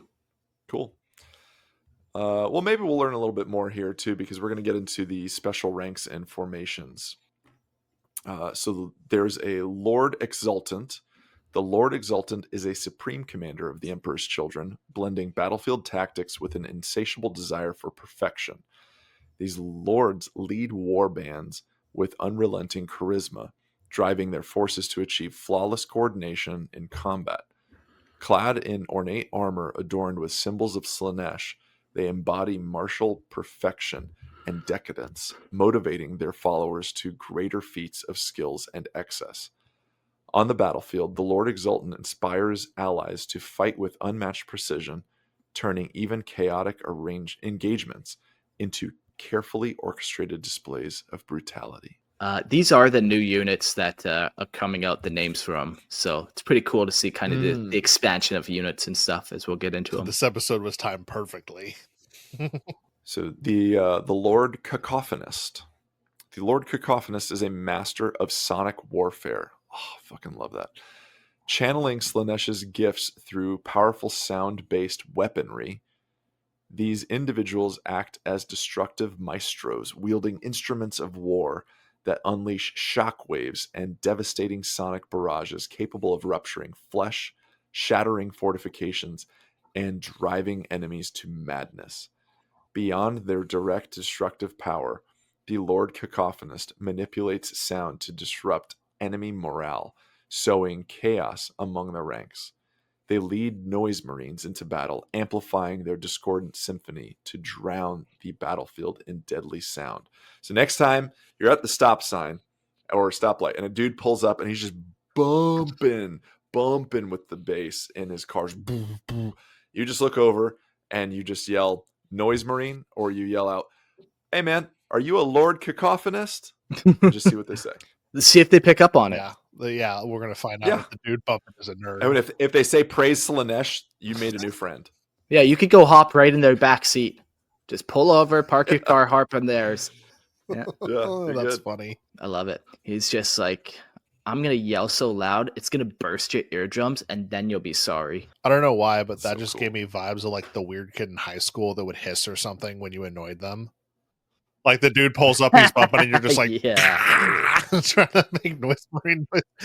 Weird kid used kid hiss. hiss. It was not very effective. You're just hissing at the dude at the stoplight, and he's just like, "What?" Sonic weapons, real neat stuff. Oh, we love that. Speaking of Sonics, for you video watchers, you can see the glory of my Sonic Dreadnought, because that's the next thing Ooh. we're talking about. Look at that thing. Oh, dude, it was such a fun sick. model when I could use it. But the Sonic Dreadnought is a towering engine of destruction that is designed to harness and amplify the Emperor's Children's mastery of sonic warfare. These ancient war machines are equipped with devastating sonic weapons, such as the Blaster Masters and Doom Sirens, capable of obliterating enemy ranks with waves of concussive energy and disorienting sound. Their role on the battlefield was twofold: crush the enemies with overwhelming firepower to project terror as unholy noises. Overwhelming firepower and to project terror as their unholy noise they emits shreds both flesh and sanity. These dreadnoughts often serve as immovable pillars of destruction of any Slaanesh assault. And that was very true on the tabletop when you could use them. Yeah, very cool. I hope they come back. Love the Sonic. Yeah. And then a staple and my favorite unit, and what got me to actually play the Emperor's Children, the Noise Marines. The Noise Marines are the Emperor's Children's signature infantry, infamous for their use of sonic weaponry to dominate the battlefield. Each Noise Marine wields instruments of death, such as sonic blasters and blaster masters, capable of emitting sound waves that tear apart armor, pulverize flesh, and deafen all who hear them. Their presence is an assault on the senses, combining lethal precision with an overwhelming cacophony of noise. Noise Marines are often deployed to suppress enemy positions, obliterate entrenched forces, and break enemy morale through sheer sensory overload. Which, you guys say, I played them a lot a couple editions ago, and even on the tabletop, they played very much this way. With the sonic weapons, they were able to just dumpster almost everything they shot at.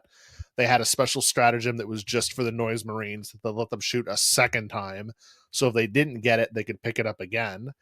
And then they had another rule that if you killed a Noise Marine, it could shoot. Yeah, so you stack all those on top of it in one battle round. One unit of Noise Marines can fire 3 times at something if they get killed by whatever's shooting back at them.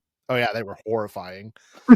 And the other fun thing, because the Emperor's Children's chapter tactic used to be based around melee, Noise Marines can also take swords instead of their sonic blasters.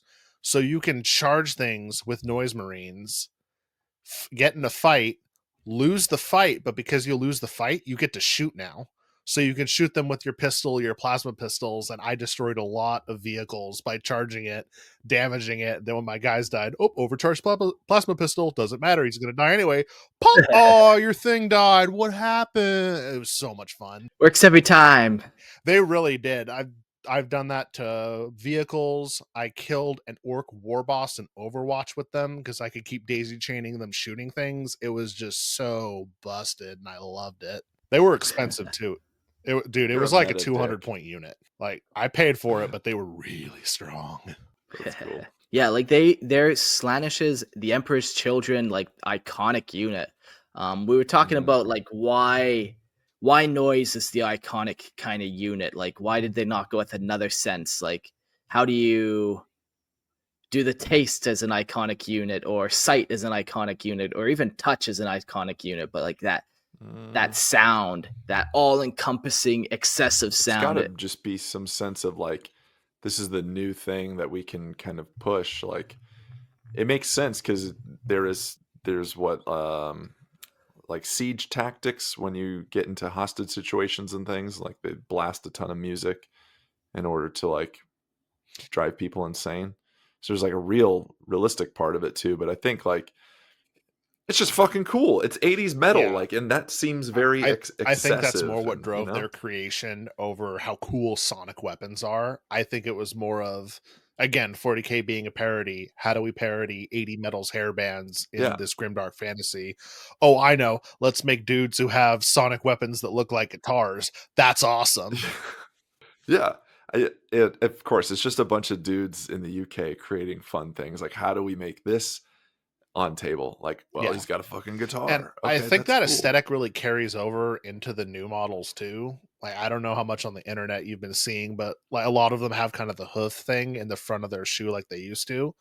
But some of them have Like the 70s boot that yeah, they the used to 70s have. boot, but some of them also have Yeah. like a little kitten heel kind of thing going on, like old 80s. Yeah, like Really? if you look up Lucius the Eternals model, a lot of people are loving he's got a little kitten heel going on with his boot, and it looks really cool. Interesting. Okay. Yeah, it's fun to see them incorporate the old elements like that, but still modernize the range to make it neat to somebody who's like, I don't want a bunch of dudes with guitars, but like, oh, okay, this I'm feeling this. Yeah. Oh, yeah. The hoof thing, I see for sure. Yeah, if you look up Yeah. Lucius the Eternal heel, I'm sure the Reddit thing will come up because I've seen it so many times. I think also it's one of those things too where it's like we talked about like how could you do it? Like, what if it was a visual thing? Well, a visual thing is a little hindered because you're really relying on what you see versus your imagination, and uh, the idea that like, okay, we're gonna do noise marines.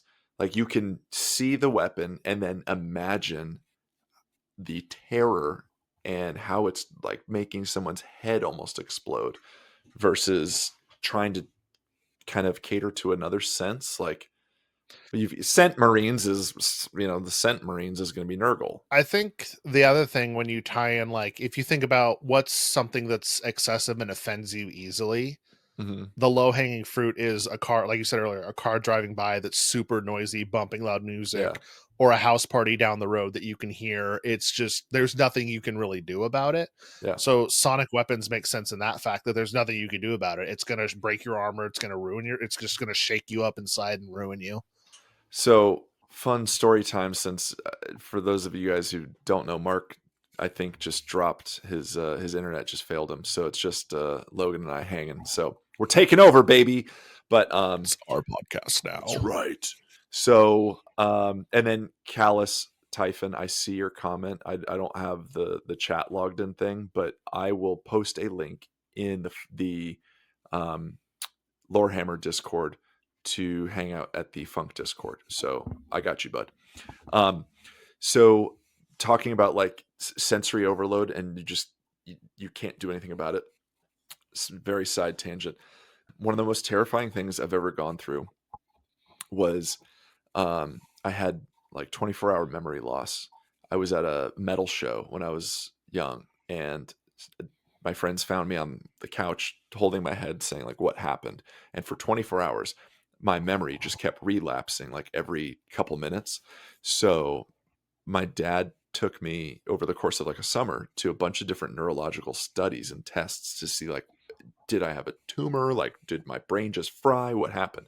So I did an epilepsy exam, basically.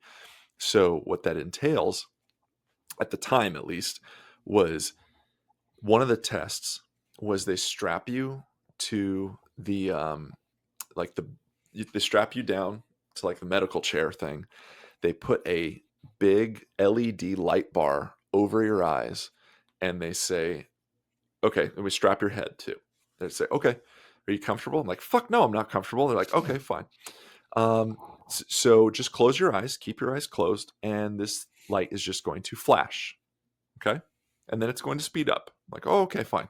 There's no noise, nothing. Okay. So it's a sensory for like your eyes and visual. This thing flashes, and you can see that, like, when you close your eyes, you can see the colors and stuff. And then it flashes again.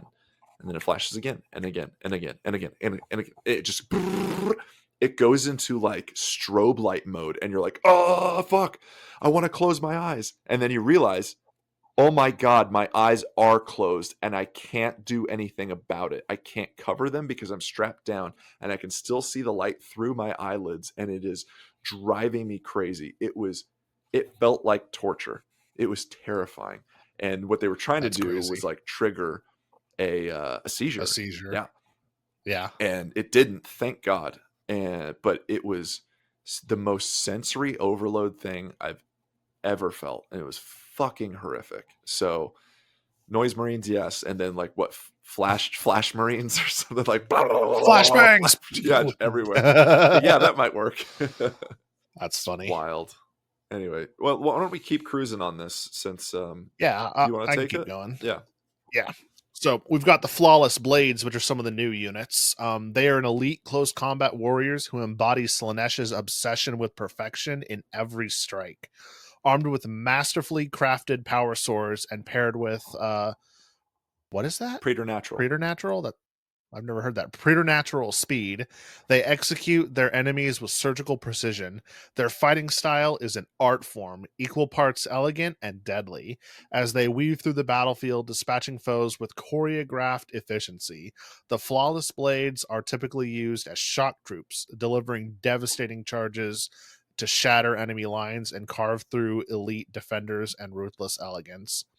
Man, I like that. I like all of the themes of the Emperor's Children. The excess, the beauty, the perfection. Just such a fun theme. I love it. I love it so much. Yeah, it's very Yeah. cool. Another cool unit that they've got, and I think this is a dual model kit, which is going to be pretty cool, but they've got Tormentors and Infractors.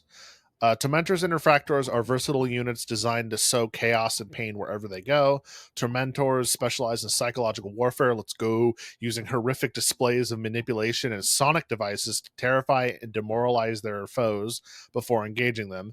Infractors, on the other hand, serve as heavy assault units, wielding destructive weaponry designed to annihilate entrenched enemy positions or armored targets. Together, these units play dual role in Slaaneshi warbands, breaking enemy morale and shattering their defenses through fear and overwhelming firepower. Yeah, that's sick. I think that would just be a really cool, and by cool I mean horrific, like visual too. Like seeing like a really cool, well-formed space marine, like Astartes unit going in, but then like getting hit with all this shit and just seeing them entrenched and then their morale breaking and just like them suffering through all of this. Oh, it's wild. There's a really cool picture that I like to think of, and it's I think it's a sister battle, or it's some other, or a normal mortal that's like holding up a lantern or something, looking for something, and then there's just a noise marine standing right behind it, the one with the big sonic mouth looking thing, and it just goes. He just puts his fingers to his lips. Dude. That's great. It's such a cool, horrifying imagery because those things are loud. So the fact it got that close to someone without making noise, just so cool. This is my favorite Chaos faction. I see a lot in the chat here, and the chat's just firing off, and I love this. Talking about Grimaldus, that was a hilarious comment, by the way. Like Flash Marines just opening up their armor, that was great. And we could talk about like the rock and roll metal sound and like noise Marines. Truly though, like you can go on YouTube and there are videos of like weird harmonic frequencies that if you listen to it, it will induce headaches. It will like mess with your like your stomach and stuff. It's not gonna be, I know we talk about it like it's a joke, like it's rock and roll that they're playing, but it's like fucking the worst thing you'd ever hear. So if it was ever rock and roll, what they're blasting is Nickelback.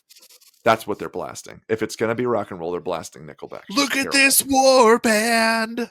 Every time I do it makes me laugh. But again, it's like the extended version, so it's like that. Look at this graph. Just, it's just. I like terrible. the one where they warp it to make him say giraffe, and he holds up a picture of a giraffe. Yeah. Oh man, it's just Chad Kroger's voice the whole time. Funny. Anyway, yeah, there's like I think we do get the idea, like it's this metal sound, it's really cool noise, but like no, it's fucking horrific, whatever it is, dissonant notes and all that stuff. Anyway, Yeah. All right. What else The you got? enhanced warriors.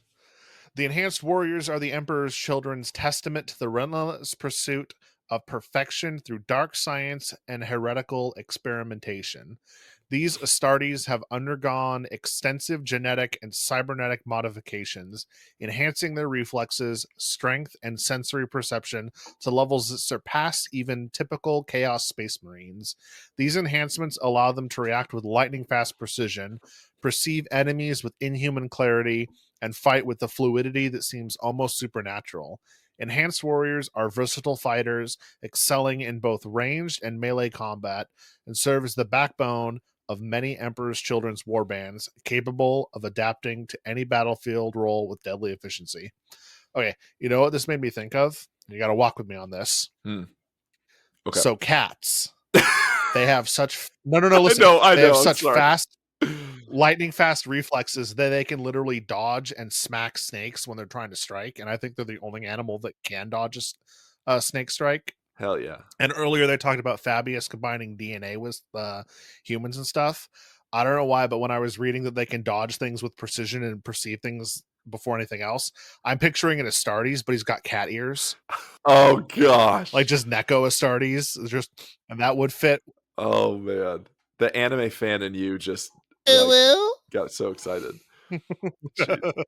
Shut up. I'm banning you right now. I'm kicking you off this thing, and it's going to be the Court Hammer podcast. Court Hammer podcast. I will be.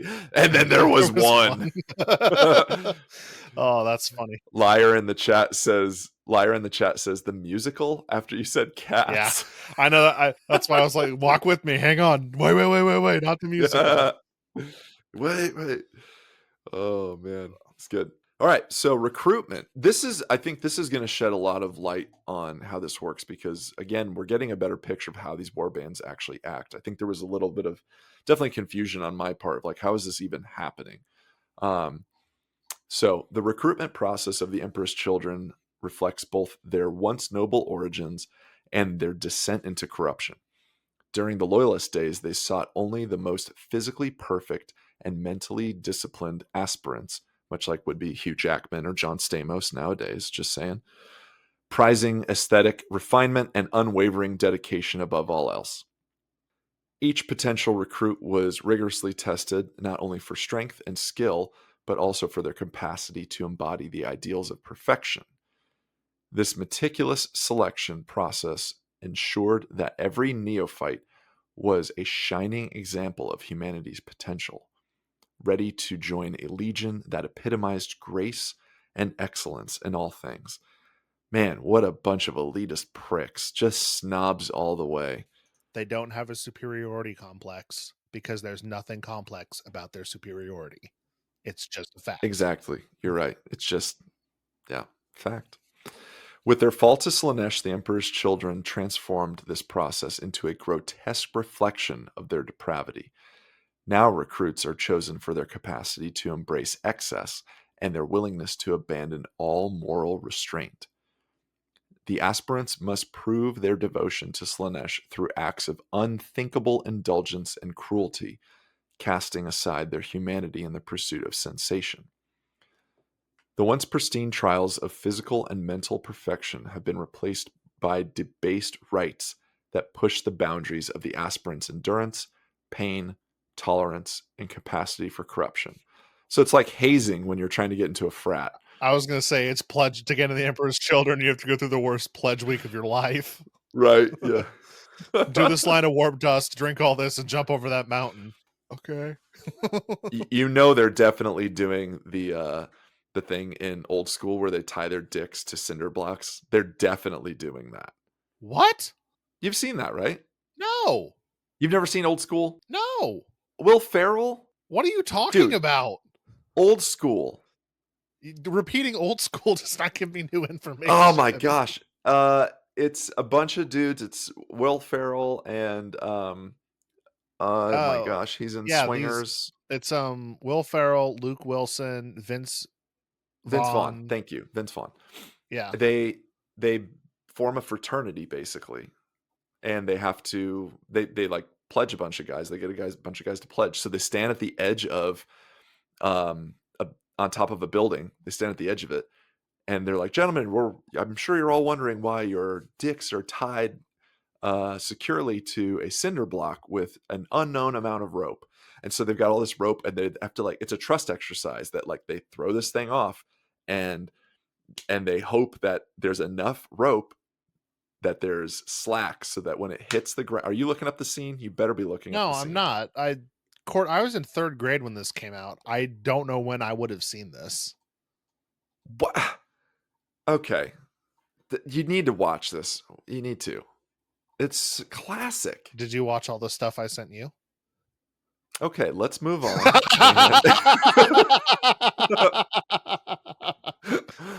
No, I did not. Sorry, I will.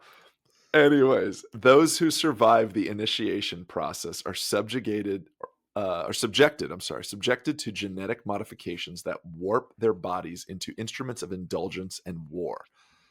The implementation of corrupted gene seed ensures their loyalty to the Legion and to Slaanesh, but it also amplifies their hedonistic impulses. This transformation binds them to the path of excess, leaving no room for the disciplined ideals of their past. Every recruit emerges as a twisted reflection of the perfection the Emperor's children once embodied, a creature devoted entirely to sensation and self-indulgence.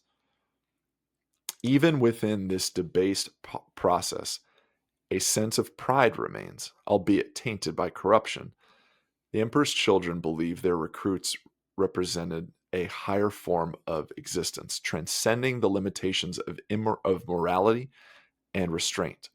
To them, the transformation of a recruit into a devotee of Slaanesh is not a loss, but an evolution, a step closer to the ultimate perfection promised by the Dark Prince.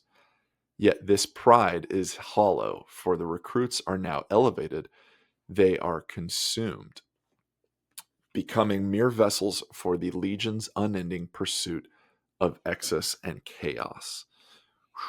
That paints a real good picture, man, of, like, I think we kind of talked about, like, how, why, like, what's the point of this, and is it just like sex, drugs, rock and roll?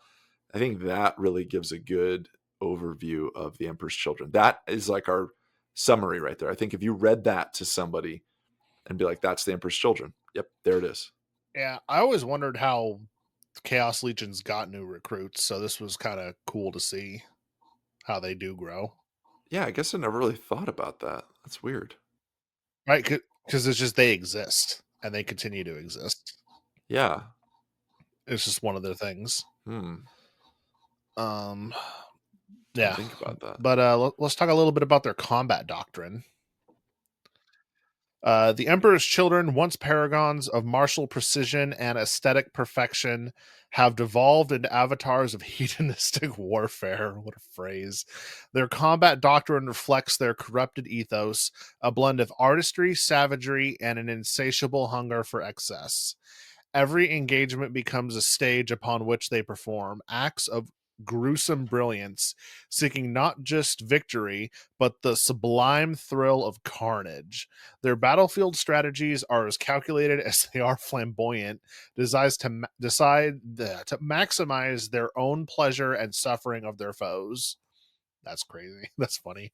Do you think, sorry, just before you move on, do you think, real quick, that when Emperor's Children are faced up against Harlequins, that there's a sense of, like, okay, but that's pretty fucking cool? Like, do you think they see the Harlequins and they're like, I can do better, but these guys are kind of doing it the way that we like? You're going to hate me, but I feel like it's a goths versus emo thing between them.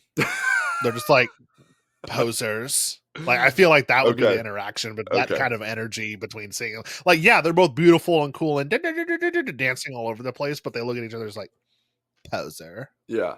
Okay. I like that, actually. That's good. Just when you read that, I was like, this feels a little bit Harlequin-esque. So, anyways. Yeah. Speed and precision remain hallmarks of their approach, carried over from the days of loyal service to the Emperor. However, this discipline has been twisted into a prideful display of individual superiority. Each warrior fights to outshine their brethren, transforming battles into a macabre, uh, competitions of skill and cruelty. Their superhuman reflexes and mastery of close combat allow them to overwhelm their enemies with blinding speed, devastating precision, and the art of every kill. At the heart of their doctrine lies pursuit of sensation, which is kind of what I was thinking of earlier. They relish close combat above all, with the clash of blades, the spray of blood becoming a symphony of pain and pleasure. The Noise Marines amplified the philosophy, turning the sonic weapons into instruments of destruction that assault the senses of their enemy while filling their own twisted minds with euphoria. Ooh. So now I'm picturing like you've got these weird dudes charging you with a bunch of swords. Your brain is being rattled by the Noise Marines, and it's buffing them. Dude, that would be a cool tabletop rule. Like, instead of if you're within certain range of the Noise Marines, the other ones get a bonus thing, or the Noise Marines can shoot at an ally unit and increase their stats. I like that. Kind of like this. Yeah. That would be fun. It's macabre, by the way. Macabre. I tried. I know, you're good. I just wanted to educate you. That's it, baby. I appreciate you, macabre. I thought it was macabre, but there was an R there, and I'm like, what do I do with the R? Yeah, the R and the E at the end is just silent. You could, Dude. yeah. Mark always says words are made up, so there you go. Yeah, they are, dude. If you're just tuning in, by the way, which I think we just had a few people jump on, like Mark, his internet just died, so you're stuck with Logan and I tonight. It's the Logan and Court Lorehammer Show. Talking about Slaanesh. There it is. I was like, are you going Troy and Abed in the morning, or where are you going? Because I can't join we could. where we're going. Court and Logan in the evening. All right. Anyways, carry on. You were doing a great job. I was. Thank you. And you ruined it. No, I'm kidding. I know. Yes, this hedonistic fervor comes at a cost. The Emperor's children often forego cohesion and long-term strategy in favor of immediate gratification, which feels so appropriate for them. Yeah, that makes sense now. Yeah, they're prone to overindulgence, pursuing the ecstasy of battle in such extremes where they leave themselves vulnerable to counterattacks. What? For them, war is no longer a means to an end, but an endless performance, a grotesque celebration of their fall from grace. In the pursuit of pleasure and perfection, they embody the ultimate corruption of the ideas they once held dear. I think that's what I like the most about them, because they don't treat battle like, because I play Raven Guard too, that's my number one. They're very strategist, stealth, focus, locked in, know your enemy, here you go. Then I play the Sisters, and they're very dogmatic and religious is kind of their theme. But then there's the Emperor's Children, which is just the complete opposite of like, hey, let's just go. Let's just have some fun. Yeah. Let's see what happens. This is all beautiful as we dance on this battlefield. Yeah. But maybe it doesn't, it probably starts that way a little bit, but it says like it kind of devolves into that, like as it amps up, as more like kills are, happening, as more noise is going on, it's just like this excess. So it's, you go in with, yes, we are not like strict regiments, but like, this is our plan. We're going to do this. And it would be funny just to see like, Black Legion or like Death Guard or something like teamed up with Emperor's Children, and they're all, Death Guard's like walking slow, like, we got this, all right, everybody good. And then you've got Black Legion, all right, we're gonna fuck shit up, come on, we've got this. And then what's going on over there with you guys? What's with the Emperor's Children? They're like, let's fucking go, man. Like, they're just shaking and scratching, like, all right, man, let's fucking get this. They're addicts for war. It's the Leroy Jenkins thing, but with an entire warband. Yes. Can you give me some calculations on that? Yeah, we've got 20,000 men. Here we are, and 5,000 of them just ran in with their swords drawn. Okay, I guess we're going. Yeah, fuck. Yeah, man. The come down of that too is interesting. Like, I would like to know a little bit more about like the post battle. Like, are they just smoking cigarettes? Like, what's happening?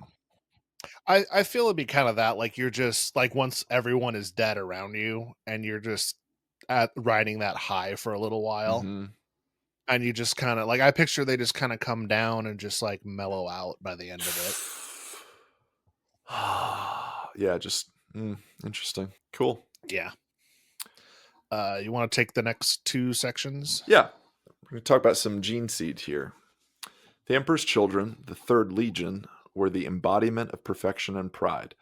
From their founding, their gene seed produced warriors of unparalleled refinement, physiques sculpted to aesthetic perfection, bearing noble and dignified, and minds honed toward unrelenting ambition. These were warriors who sought not just victory, but the flawless execution of every action, driven by a competitive hunger for superiority. Even their physical abnormalities, like the rare albinism or violet-hued irises, only added to their ethereal allure.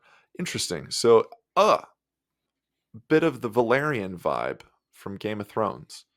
You know, I haven't seen Game of Thrones. Moving on. Oh, man. They've got like platinum blonde hair, very pale. And in the book, their eyes are purple. Oh. Okay, I know who we're talking about now. Yeah. Despite near catastrophe during their founding due to viral blight and accidents that nearly wiped them out, the apothecaries of Terra salvaged and purified their gene seed to a standard unmatched by any other legion.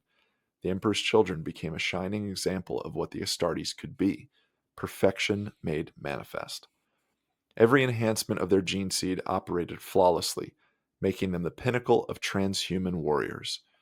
They rejected psychers as imperfections, instead prizing pure physical and mental excellence. Didn't know that. Didn't know they had weren't into the psyker vibe.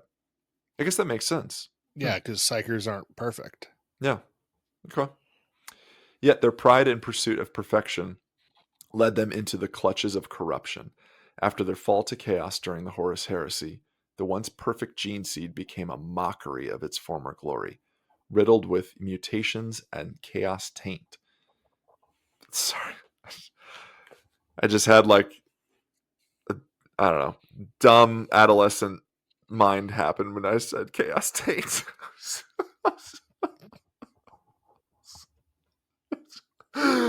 How old are you? Oh, it just devolved into. I know, my God. You were doing so well. I know. I was like, why is he getting teared up by this? It's not even that heavy. Oh, he said taint. Riddled with mutations and chaos taint. God. Now, the Emperor's children must rely on theft to sustain their numbers. Oh, okay. Raiding loyalist chapters to steal untainted gene seed. If they can tear themselves away from their decadent indulges long enough to remember what they once were. Okay. So that's how they obtain the gene seed a little bit, is just going on raids, taking it. There's a constant theme here of what they are now is a mockery of what they once were. But they don't see it that way, I bet. I bet they see it as a greater enhancement, like we talked about. Yeah. So the fall of the Emperor's children to Slaanesh transformed them into a grotesque parody of their former glory. Like we said, no longer the noble champions of perfection, they now exist solely to indulge in their most base and hedonistic desires, casting aside morality as a mere illusion. To them, Slaanesh offers a twisted enlightenment where true self-knowledge is found through the extremes of pleasure and pain. As their Primarch Fulgrim once noted, all beings are slaves to something, be it ambition, morality, or faith in the Emperor. Yeah, that makes sense. Centuries of infighting and decadence have shattered any cohesion within the Emperor's children.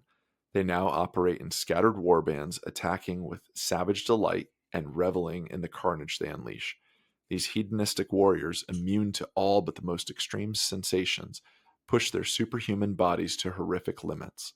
Some embrace the path of noise marines, wielding sonic weapons that turn their frenzied devotion into deadly cacophony. Slaanesh's gifts deepen their corruption, allowing them to experience every sensation, even through their ancient battle plate, as pure ecstasy. In close combat, they revel in the slash of blades and the sting of riposts, savoring every drop of spilled blood as a nectar of divine pleasure. The Emperor's children are no longer bound by the constraints of discipline or honor. instead finding purpose in cruelty, excess, and unending self-indulgence. Addicts. Yeah. Whoo! Addicts. Yeah. Artistic addicts. Yeah. I mean, what's the difference? No. Oh no, they're cool. The whole, because I've seen it forever. Like we're gonna snort warp dust and then we're gonna go kill that Titan kind of thing. Yeah. Yeah. Like And they're just fun. It's cool that they kind of get a choice on which way they want to go. Like they can choose to be a noise marine or they can do the other jobs. I was gonna say, I think with this, it allows. It's kind of reminds me of Nurgle a little bit, like Nurgle's gifts. Like there's so many different ways to go with it, and because excess is limitless in its scope, you could have somebody who just wants to like be the most physically fit, strongest Empress, children like Marine ever, or you could have somebody who's like, I'm going to be the greatest swordsman on this battlefield. I think it allows for really cool characters in this, even. Yeah. Actually brings up the next point because they can be very unique. Mm-hmm. And their appearance of their armor is super unique because during before the heresy, they're Mm-hmm. perfect gold, purple, white, no Mm-hmm. exceptions. But after that, they went with pastel colors, bright colors, pink that we all know, black, and they love decorating their armor so much that there are no two warbands that have the same armor. They're all different. That would make Every sense. single one That's is cool. different. So that's kind of like a canon reason why every Emperor's Children thing is painted a little differently, because no two warbands have the same color scheme. They all change how they want to paint it. Yeah, I like that they want to be individualistic. Yeah, Okay. yeah, it's super cool. Cool. There's a quote from what they look like in the 41st millennia. His armor was enameled with garish hues, eye-watering purple and squint-inducing gold, encrusted with garish decorations and filigree like a tree choked with vines run amok. What flesh that could be seen within the armor was pale white and studded with piercings, needles, and rings of all varieties. The eyes which gazed out of that white skull seemed deadened and numb, the pupils so wide and dilated that scarcely any iris was visible. These were the eyes that had seen too much and never quite recovered. It was a condition that was like opposite of blindness. Rather than milky orbs that could see nothing, they were black eyes that could see everything, that could never look away. That's sick. So like the idea that even they must take in an excess of even vision, like so their pupils are just huge. That's cool. Yeah, they've got to keep seeing. And that also is like my favorite picture of the Noise Marine. His eyes are just big black circles because he's just constantly looking at everything. Yeah. And as we've talked throughout this episode, we've mentioned a lot of their war gear, the sonic weaponry that is just very, I think it's unique to them because I don't think anyone else really uses the sonic weaponry. I would almost bet that they just can't handle it. True. Like I would bet like it's akin to them because they want it, they desire it. Like if you had Abaddon and his boys try and use some like the blast masters that you're talking about, they might be able to do it for a little bit, but like excess isn't driving them. So I would almost bet like it would work against them. Yeah. The one weapon that we haven't really mentioned is the Doom Siren, which that's so cool. Before it acted a lot like a flamer, and it was super fun to use on the tabletop because the sergeant could have one, but it was stronger than a flamer. So the current ones are surgically integrated into their armor, allowing the warriors to amplify their own screams into violent torrents of pure sonic energy. It's not just a weapon of war, but a medium of the performance. Each strike carefully orchestrated to maximize devastation and sensation. And I think a lot of the new models, like I think some of them, if you look at their hands and stuff, they have Doom Sirens molded into the new ones. That's cool. So I'm excited for when that drops. That makes sense too. It's like they're embodying that which they're using. Yeah. Yeah. Yeah, but on the flip side of that, the pursuit of beauty is deeply intertwined with their corruption. Each gleaming blade, ornate armor, and devastating sonic cannon serves a dual purpose: to spread the destruction and to satiate their unending hunger for sensation. Their war gear is a reflection of their pride, twisted by Slaanesh into instruments of excess. What once symbolized their loyalty to the Emperor now screams their debaseness devotion to chaos, a tragic irony for a legion that once strived to embody perfection. Yeah. And with that, this silence offends Slaanesh. Oh, that's so cool. Yeah, that's. I think when I get my rhinos painted, I'm going to paint that on the side of a couple of them. Yeah. That'd Yeah, be sweet. it's going to be fun. Yeah. Man, there's so many things that make these guys pretty unique. And not just their story, but like we talked about, like their war gear is pretty rad. That even they have uniqueness within their own legion. You know, like every warband has its own different variety of color scheme. I think that's pretty cool.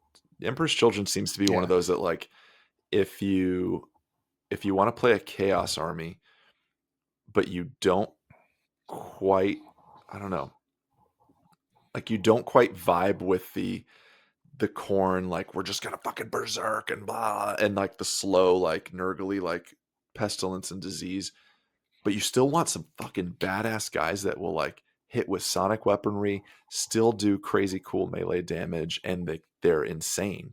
I think Emperor's Children's kind of the vibe. Yeah, you have to kind of want to be able to go fast and shoot, because a lot of people don't want to mix them. They want one or the other. Okay. Which kind of pushes people to Corn or to the Thousand Suns. It's that difference. But the way the Emperor's Children historically played, and the way I hope they play soon, is it's going to be very fast, very go, go, go, go. Yeah, that would make sense. Yeah, and it doesn't mix with everybody, but if you're a go, go, go person, I think this is going to be a good spot for you. Okay, so for somebody who doesn't, actually, I've only played Chaos back in the day, so I feel like these guys would be on bikes. And I know bikes have really gotten the shaft in the past couple editions, but like they actually used to have a model where the Chaos Lord could ride one of the Slaanesh demons. Oh, like one of the weird the weird noodle looking ones the that noodle dinosaur, like the the Chaos Lord used to be able to ride the noodle dinosaur. Oh, okay. Like that used to be a thing. It just makes sense. Like if they're gonna be like the junkies of speed and junkies of like mastery, like there's got to be some sort of cool excess of speed unit. You know, like the speed freaks and orcs. I'm curious to see what the second wave of models are going to be for this, because we've seen Fulgrim, we've seen the base infantry. Looking at the Codex cover, it looks like there's going to be a specialized cultist unit too, which would be neat. That makes sense. Yeah. And that leaves room for, mathematically, I think I was talking to someone on the Funk Discord about it, there's room for 2 more units to line up with the other Chaos factions. I'm hoping one is a Sonic Dreadnought, and I'm hoping the other one is something that's a little fast, because I don't think they can take Warp Talons, and Warp Talons are the fastest unit that Chaos has right now. That's surprising that they can't take them.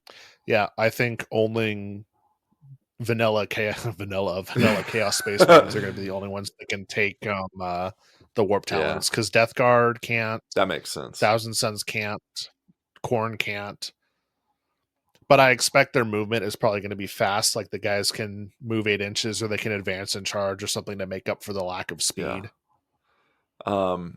Are you able to highlight Liar's final comment there? I am not. We don't have permissions, guys, because Mark's not on right now. But I just, oh man, I'm sorry. I'm going to say it out loud because it's just so funny. We talked about it earlier. So that's what Fabius Bile was grafting on everyone. The final operation was the Chaos Taint. Oh, it is his perfect organism. Just anyways, hilarious. Oh, that's funny. So good. But with that, we'll go ahead and move into the end notes. Yeah. If you guys want to hear Mark read some of your fun lore on the Lorehammer Listener podcast, go ahead and send that to him and he'll record the episode. Go ahead, if you want to hear your lore read out by Mark, go ahead and send that to him and he'll get that taken care of for you. Yeah. And again, if you're just jumping in, Mark's not here because his internet just died.